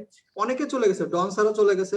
তারপরে হচ্ছে তোর ডন স্যার গেছেন, আরো কে কে যেন কয়েকজনের শুনলাম গোমেজ যে গোমেজ জানা স্যার নাই। গোমেজ স্যারও চলে গেছিলেন কেমিস্ট্রিতে, হ্যাঁ, আমাদের আমাদের আগে তো প্রমোদ ঠিক। এলেন গোমেজ স্যার। হ্যাঁ, এলেন গোমেজ স্যার চলে না, গেছে। উনাকে তো আমরাও পাইনি, এলেন হ্যাঁ স্যারকে তো আমরাও পাইনি, হ্যাঁ, উনাকে তো 17 আমরাও ব্যাচ পাইনি। পর্যন্ত পেয়েছিল, 17 ব্যাচ পর্যন্ত পাওয়া হ্যাঁ। গেছে। আরেকজন আচ্ছা, স্যার ছিল তোরা না, স্টিফেন হুম, কি স্যার জানি, ভুলে গেলাম। স্ট্যালিন ম্যাথ, স্যার, হ্যাঁ Stanley sir. Stanley Stanley Stanley স্যারও স্যার স্যারকেও বাইরে। আমরা পাইনি। স্ট্যানলি হচ্ছে আমরা ম্যাথের পাইনি। টিচার ছিলেন, আমরা পাইনি ওটা। আচ্ছা, তোরা একটা লিস্ট বলতো, কয়েকজন টিচার নাম বল যে টিচার গুলাকে ওরা যদি কলেজে চান্স পায় তাহলে হচ্ছে এক্সাইটেড থাকবে দেখা করার জন্য। আচ্ছা, 2-3 জন নাম। বায়োলজির স্যার, না ওনার নাম হচ্ছে কি যেন, অল্প বয়স্ক স্যারটা। ও হাবিব বাসার sir, sir, Habib sir, Habib sir, বাসার স্যার, বাসার হ্যাঁ, স্যার বলতে বাসার পারি। স্যার, বাসার স্যার। বাসা স্যার। বাসার স্যার খুবই ভালো পড়ায় এবং ওনার স্পিচ ডেলিভারি খুব সুন্দর। তারপর আহসান হাবিব স্যার তো মানে ম্যাজিশিয়ানের মতো, নিয়ে এত চার্ম নিয়ে পড়াইতে পারে আহসান হাবিব স্যার। তারপর ওইদিকে হচ্ছে ভিনসেন্ট তিতাস রোজারিও স্যার, উনি আছে কিনা আমি এখন জানি না। তো তিতাস ফিজিক্স স্যার আছে উনি। খুবই ভালো পড়ায়। তারপর সুজিত স্যার আছেন। তারপর ওইদিকে ম্যাথ ডিপার্টমেন্টে হচ্ছে সজল কান্তি রুদ্র, ওনার সঙ্গে দেখা করতে হবে। সজল কান্তি দেখো, এই দেখো তুমি কিন্তু আচ্ছা, সজল দেখো কান্তি ওটা রুদ্র দেখো। স্যার হচ্ছে একমাত্র স্যার যার কাছে আমি নটরডেম কলেজে হচ্ছে মাইর খেয়েছি। প্রচন্ড একটা থাপ্পড় দিছিল একদিন আমার ক্লাসে লেটে আসার কারণে। এত জোরে থাপ্পড় দিছিল যে অলিন্দ নাকি তখন ক্লাসে ঘুমাচ্ছিল, ওর ঘুমিয়ে গেছে। মানে পুরা ক্লাসে ইকো হইছে আমার থাপ্পড়ের শব্দ। পুরো লাল হয়ে গেছিল গাল। ভাই জীবনে ভাই এরকম মাইর খাইনি, স্কুলেও না মানে কলেজে গিয়ে খাইছি। আচ্ছা, সো এই তোরা কিন্তু তোরা হয়তো বা জানিস অনেকে, সো বর্তমানে কিন্তু কিছু টিচার আমরা যাদেরকে হচ্ছে তোমরা মনে করছো ওইভাবে দাম দেয়নি, সেসব টিচার কিন্তু অনেক ফেমাস হয়ে গেছে। তাপস স্যার অনেক ফেমাস হয়ে গেছে কিন্তু, এন্ড হচ্ছে and আমি মনে করি মৃত্যুঞ্জয় স্যার, মৃত্যুঞ্জয় স্যার অনেক ফেমাস হয়েছে আমাদের ম্যাথ ল্যাব দিতেন, মৃত্যুঞ্জয় স্যার কিন্তু আসলে ঢাকা ইউনিভার্সিটি থেকে ম্যাথমেটিক্সে কিন্তু গোল্ড গোল্ড মেডেলিস্ট। মেডেল। তো তোমরা আসলে সবাই এক্সাইটেড থাকতে পারো। আর আমি তোমাদেরকে বলি, আমার লিস্ট বলি, অবশ্যই সর্বপ্রথম হচ্ছে এক্কা স্যার। তোমরা এক্কা স্যারের হচ্ছে দেখা করতে খুব এক্সাইটেড থাকবা। গোলাম দুই হচ্ছে কিবরিয়া তোমার, হ্যাঁ, স্যারের জন্য আসলে হচ্ছে কয়েক মিনিট হচ্ছে নীরবতা রাখা উচিত। স্যারের নাম যখন নিছি আমরা, আসলে রাখা উচিত। এক্কা স্যারও খুবই ভালো মনের মানুষ, খুবই অসাধারণ, খুবই ভালো মানুষ। অসাধারণ। আমি আসলে হচ্ছে মানে এটা নিয়ে কোনো ডাউট নেই। আর হচ্ছে তোমরা আসলে আর একজন তোমার আসলে হচ্ছে চট মিজান স্যার, আমি পুরা নামটা বললাম না, চট মিজান, আমি পুরা নামটা এইভাবে যাবো না এই পর্যন্ত। সো মিজান স্যার, তোমরা মিজান স্যারের দিকে একটু নজর রাখতে পারো। তারপরে হচ্ছে তোমার আসলে আসলে তোমরা কিছু জেনকে মিস করবা। সেটা হচ্ছে কয়েকজন নাম তো তোমরা জানোই রিসেন্ট টাইমে, বাট আমাদের পরে পরেই চলে গেছে এরকম টিচার, যেরকম জাভেদ ইকবাল স্যার। জাভেদ ইকবাল স্যারের ভালগার বলো, পড়া বলো, যেটাই বলো না কেন, সব কথাবার্তাই তোমরা পাবা না। সুশান্ত স্যারকে পাবা না, সুশান্ত স্যারকে আমরাও পাইনি, তোমরা পাবা না। জওহরলাল স্যার, আমি জওহরলাল স্যার সম্পর্কে একটা কথা হচ্ছে, আমার অবজারভেশন যেটা ছিল, জওহরলাল স্যারের বেসিকটা অতিরিক্ত বেশি ক্লিয়ার। আমি এইটা বলবো, জওহরলাল স্যার আসলে অ্যাকচুয়ালি বেসিকের থেকে যে কথাবার্তা গুলো বলতে পারে ম্যাথমেটিক্স নিয়ে, আমি এইটা বলবো যে রেজা স্যার বা সুশান্ত স্যারও ওই লেভেলে জিনিসগুলো ওরকম ভাবে ফিল করে না, বা স্যার যেভাবে জিনিসগুলোকে ফিল করছে। আমি অ্যাকচুয়ালি স্যারের একটা হচ্ছে ক্লাস করেছিলাম, মোস্ট প্রবাবলি অন্য কোন একটা গ্রুপে। স্যার কি একটা জিনিস বোঝাচ্ছিল, মানে ত্রিকোণমিতির কোন একটা কনসেপ্ট বোঝাচ্ছিল স্যার। সো স্যার জিনিসটাকে যেভাবে এক্সপ্লেন করলো, মানে আমি দেখলাম যে আচ্ছা, স্যারের কথাবার্তাটা শোনার পর অ্যাকচুয়ালি ম্যাথ সলভ করতে পারবো। মানে স্যারের যে আসলে যে থিওরির যে কথাবার্তা গুলো বললো, অ্যাকচুয়ালি আমরা যেটা হয় কি, থিওরি পড়ার পরে কিন্তু আসলে ম্যাথ প্র্যাকটিস না করলে ম্যাথ পারার কথা থাকে না। ওরকম ভাবে যে শুধুমাত্র থিওরিটিক্যাল নলেজ দিয়ে আসলে ম্যাথ প্র্যাকটিস করাটা বা ম্যাথ পারাটা, এটা খুবই কঠিন কাজ। এতটা সহজ না যে আমি আসলে থিওরি পারি ম্যাথ সব পেরা যাবো, এরকম হয় না। বাট স্যারের ওই কনসেপ্টটা শোনার পরে আমার কাছে কেমন যেন মনে হচ্ছিল যে actually I understand this thing fully, আমি জিনিসটা টোটালি বুঝতে পারছি আসলে। সো আই থিঙ্ক তোমরা আসলে জওহরলাল স্যার ইনার অবশ্যই নেই, বাট জওহরলাল স্যারের সাথে হয়তো চাইলে যোগাযোগ করার সুযোগ তোমরা একটু খোঁজ খবর নিতে পারো। স্যার যদি আরামবাগে পড়ায় থাকে, জওহরলাল স্যার পড়াই তো আমি জানতাম, বাট এখন হয়তো নাও পড়াইতে পারে। গুহ স্যার খুব মোস্ট সম্ভবত প্রবাবলি না। এখনো পড়ায়, তো তোমরা হয়তো পাবা, চাইলে মানে প্রাইভেট চাইলে পড়তে পারবা স্যারদের কাছে। ওকে, ওটা তাহলে গুহ স্যারের তো অনলাইনে লেকচারও আছে, তোমরা যদি হচ্ছে স্যারের লেকচার দেখতে চাও, সো আসলে ইউটিউবে যে হয়তো সার্চ টার্চ দিলে পাবা আশা করি। বাট স্যার তো আমরা কিন্তু বিপ্লব স্যারের কথা বলে যাচ্ছি। কার কথা? আমরা কিন্তু বিপ্লব স্যার, বিপ্লব স্যারের কথা কিন্তু বলে যাচ্ছি। হ্যাঁ, বিপ্লব যাই স্যার অসাধারণ, মানে খুবই ঠান্ডা মেজাজের মানুষ। এন্ড হচ্ছে কিং তোমার লেভেলের পাবলিক ভাই। উনি হ্যাঁ, যা পড়াবে মানে হচ্ছে একটা তোমার কেমিস্ট্রি বইয়ের সামারাইজ ভার্সন হচ্ছে উনি তোমার 10 মিনিটে মানে গড় গড় করে বলে ফেলতে পারবে। তোমার হুম। And দক্ষতা তো আছে, আমি যতটুকু হচ্ছে, তারপরে আমি তো স্যারের ব্যক্তিগত ভাবে ক্লাস ক্লাস করিনি, বাট আমি যতটুকু আসলে হচ্ছে অনেকের কাছে যতটুকু শুনতে পারছি, আর সেই বিষয়টা অনেকটা এরকম ছিল, যে হচ্ছে বিপ্লব স্যারের যেরকম একটা ভালো আন্ডারস্ট্যান্ডিং আছে পরীক্ষার কোশ্চেন সম্পর্কে, পরীক্ষার কোশ্চেন গুলা কেমন কি হইতে পারে এটা সম্পর্কে খুব ভালো একটা আন্ডারস্ট্যান্ডিং বলে স্যারের আছে। আমাকে জীবন বলছে মূলত, জীবন আসলে হচ্ছে স্যারের কাছে বলে পুরা 2 বছর ধরেই পড়ছে স্যারের কাছে, মানে যে সময় কলেজে ক্লাস পাইছে আবার হচ্ছে কলেজের বাইরেও পড়ছে। সো আই থিঙ্ক তোমরা ওই জায়গাটা একটু খেয়াল রাখতে পারো, স্যারের কাছে থেকে কিছু পরামর্শ। এন্ড আমি মনে করি তোমরা আসলে টিচারদের কাছে প্রাইভেট পড়ার থেকে বেশি এক্সাইটেড থাকবা ক্লাস লেকচার। আমি তোমাদের এটা বলে রাখতে পারি যে তোমরা আসলে বিপ্লব স্যারের কাছে থেকে 16,000 মানে 1600 টাকা পে করে যে সার্ভিস পাবা, মানে 2টা ক্লাসে সপ্তাহে মাত্র 2টা ক্লাস পাবা 1600 টাকা পে করে, এন্ড তুমি আসলে কলেজে একটা ক্লাসে তার থেকে বেশি সার্ভিসই পাবা। এন্ড তুমি সেটার জন্য আসলে পে করতেছো না বলতে গেলে চলে, পুরা কলেজের বেতন হচ্ছে এখন মানে 1200 টাকা। সো আই থিঙ্ক তোমরা এই জিনিসগুলোর প্রতি এক্সাইটেড থাকতে পারো। এন্ড আসলে হচ্ছে তোমরা যদি একটু খোঁজ খবর রাখো, একটু যদি একটু সচেতন থাকো, ওই যে কলেজে একটু বাদদামি হালকা একটু কমাই দাও, তাহলে মনে হয় যে কলেজে আসলে তোমাদের খুব একটা টিউশনের প্রয়োজন পড়বে না। আমি নর্মালি আসলে হচ্ছে ওইভাবে প্রাইভেট পড়িনি কারো কাছে, 1টা থেকে 2টা শুরুর দিকে পড়ছিলাম, এন্ড হচ্ছে তারপরে একটা টাইমে যে 3 থেকে 4 মাস যাওয়ার পরে পুরোপুরি অনলাইন কেন্দ্রিক হয়ে গেছিলাম, অনলাইন থেকে যত প্রকার হেল্প নেওয়া যেত, এন্ড প্রাইভেট একদম বাদ। সো অনেকের এটা খুব কমন কোশ্চেন যে আসলে মানে নর্ডেমে আসলে মানে প্রাইভেট টিউশনে কতটা প্রয়োজন। প্রয়োজনের থেকে বড় বিষয় হচ্ছে মানুষ পড়ে কিনা, পড়ে, বেশিরভাগ স্টুডেন্টই প্রাইভেট পড়ে, এটা নিয়ে কোনো ডাউট নেই। বাট আসলে খুব ভালো লেভেলেরও কিছু স্টুডেন্ট আছে যারা খুব ভালো করতেছে, তারা আসলে করে প্রাইভেট করতেছে না।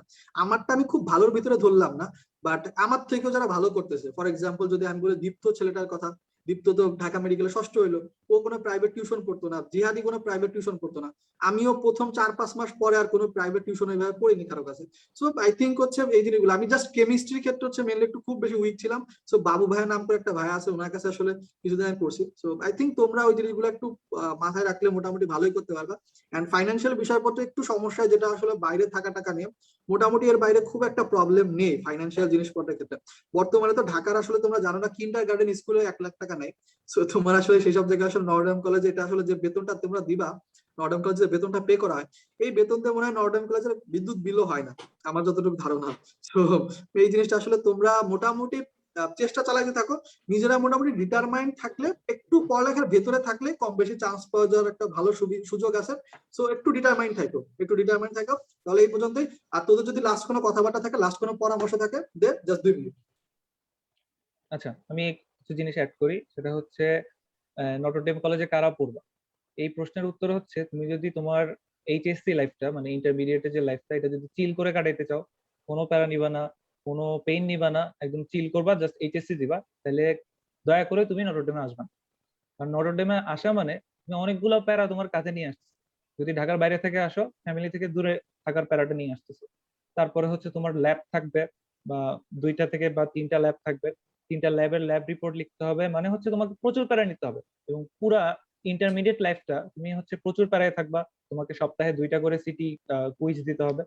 এই সব প্যারার পরে তুমি যখন এইচএসসি পাস করবা, তখন তুমি দেখবা যে তোমার এলাকায় যেসব ফ্রেন্ড ছিল, ওরা হয়তো এত প্যারা নেয়নি, ওরা জাস্ট এইচএসসির আগে টেস্টের পরে ভালো মতো পড়ে একটা ভালো রেজাল্ট করে ফেলছে।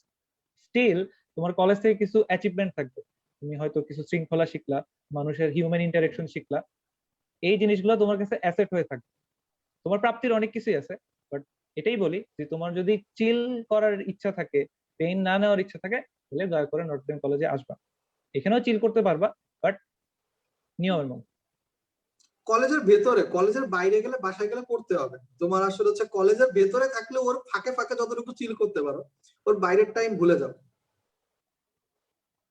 অলিন্দ, লাস্টে কিছু বলবি? আমি বলবো হচ্ছে, যারা হচ্ছে প্রথম থেকেই লাইফের কোনো কিছু নিয়ে ডিটারমাইন্ড থাকবা বা হচ্ছে লক্ষ্য স্থির করে রাখবা, তারা হচ্ছে সবসময় এই কলেজটাকে অনেকে প্রেফার করে। আমিও বলবো যে এখানে আসা ভালো। তবে হ্যাঁ, ওই যে সৌম্যের সাথে আমি একমত যে যারা এখানে এসে চিল করতে চাও, তারা এটা করতে পারবে না। কারণ এখানে চিল করতে তোমাকে দিবেই না। আর তাছাড়া আমি বলবো না যে এখানে থেকে যে তুমি চিল করতে পারবে না, বা এখানে থেকে যে কেউ চিল করে পুরো কলেজ লাইফটা কাটিয়ে দেয় না, এমনটাও না। এখান থেকেও অনেকে ভালোভাবে চিল করে গেছে। কিন্তু এখানে অনেক প্যারা আছে, যেই প্যারাগুলো হচ্ছে অন্য কলেজে তোমাকে নিতে হবে না। সেই দিক থেকে তুমি চিন্তা করলে এই কলেজে আসার থেকে অন্য কলেজে থাকাই ভালো। কিন্তু যে জিনিসটা আমি প্রথম থেকেই বলে আসছি, যে আমার প্রত্যেকটা বক্তব্যে মানে আমার যেখানে যেখানে কথা বলতে পারছি, সেখানে আমি বলছি যে যে এইখানে আসলে তুমি আলাদা কিছু শিখবা, যেটা তোমার জীবনকে অনেক বেশি কাজে দিবে। এবং আমি আমার প্রিয় স্যার রেজা স্যারের নাম বলেছি, তো রেজা স্যারও আমাদেরকে বলতো যে বাবু তুমি মাই বয়, উনি সবাইকে মাই বয় বলে সম্বোধন করতো। বলছে মাই বয়, আমার জীবনটা কিন্তু এতটা সহজ ছিল না, আমি কিন্তু অনেক কষ্টের মাধ্যমে আমার জীবনটাকে অতিবাহিত করছি। জীবনের মধ্যে কষ্ট থাকলেই জীবনটাকে সবচেয়ে বেশি মজা হবে এবং সবচেয়ে বেশি আনন্দ ভাবে উপভোগ করতে পারবা। তো আমি বলবো যে এই আনন্দগুলো যদি তুমি পেতে চাও, বা এই কষ্টটা তো তুমি যদি করতে চাও, যে মা বাবাকে ছেড়ে আসা, যে ফ্যামিলি থেকে দূরে থাকা, ফ্যামিলির প্রতি একটা রেসপন্সিবিলিটি বলো, একটা দায়িত্ব বোধ বলো, বা হচ্ছে একটা হচ্ছে একটা একটা আলাদা ধরনের একটা যে কষ্ট, যেটা তুমি বাসায় থাকলে পেতা না, যেটা তুমি এখানে এসে পাচ্ছ, এটা কিন্তু তোমাকে জীবনটা অনেক দূর এগিয়ে নিয়ে যাবে। তো সেই দিক থেকে তুমি চিন্তা করলে তুমি নটরডেম কলেজে আসতে পারো।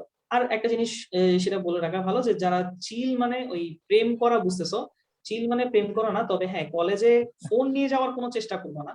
কারণ কলেজে তুমি যে মোবাইলে নিয়ে যাও, নোকিয়া 1200 নিয়ে গেলেও সেটা ফাদার সুশান্ত স্যার সেটা ধরে নিয়ে যাবেন, এবং সেটা প্রায় 1.5 বছর কবজা করে রেখে দিবেন। তখন তুমি যখন মোবাইলটা পাবা, তখন সেটা আর চোখ খুলবে না। এই আর কি। না, তোমাদের বলে রাখি, জাস্ট হচ্ছে কলেজের একটাই নিয়ম, তুমি ফোন নিতে পারবা, সেই ফোনে ক্যামেরা থাকা যাবে না। So, আচ্ছা, হ্যাঁ, এটা ক্যামেরা একটা থাকে না। বিষয়। কারণ তুমি আসলে ক্যামেরা ছাড়া ফোন পাবা খুবই কম, মানে বাজারে রেয়ার ফোন। বর্তমানে একটা হচ্ছে স্যামসাং এর একটা ফোন আছে, মোস্ট প্রবাবলি স্যামসাং কি জন্য একটা হচ্ছে কি টাইপের একটা ফোন আছে, এন্ড আগে ছিল নোকিয়া 1100 টাইপ অফ কিছু ফোন। আমাদের সময় তো, হ্যাঁ, হ্যাঁ, আমাদের সময় মনে হয় হচ্ছে যে মোবাইলের ওই ক্যামেরা ছাড়াটা মনে হয় অনুমতি দিছিল, এর আগে কোনো মোবাইলই হচ্ছে যে অনুমতি ছিল না, তো সেই জন্যই বলা হয়। আচ্ছা ঠিক আছে, তাহলে সবাইকে আল্লাহ হাফেজ। এন্ড হচ্ছে আগামী একটা পর্ব আমরা ইনশাল্লাহ হচ্ছে আগামী কালকে থাকবে, তো সেই সময় আমরা কথাবার্তা বলবো এন্ড বেশ কিছু টপিক নিয়ে। তোমাদের ভাইয়াদের কাছে যদি কোনো প্রশ্ন থাকে তোমরা এরপরেও করতে পারো, তোমাদের ভাইয়াদের কাছে আমি প্রশ্নগুলো পৌঁছাই দিব সুন্দর দায়িত্ব সহকারে, ভালো একজন পোস্টম্যানের মতো। সো তোমাদের ভাইয়ারা ইনশাল্লাহ তোমাদের উত্তরগুলো দিয়ে দিবে। তাহলে এই পর্যন্তই, আল্লাহ হাফেজ। আল্লাহ হাফেজ। অনেক এনজয় করছি আসলে সেশন। Thank you.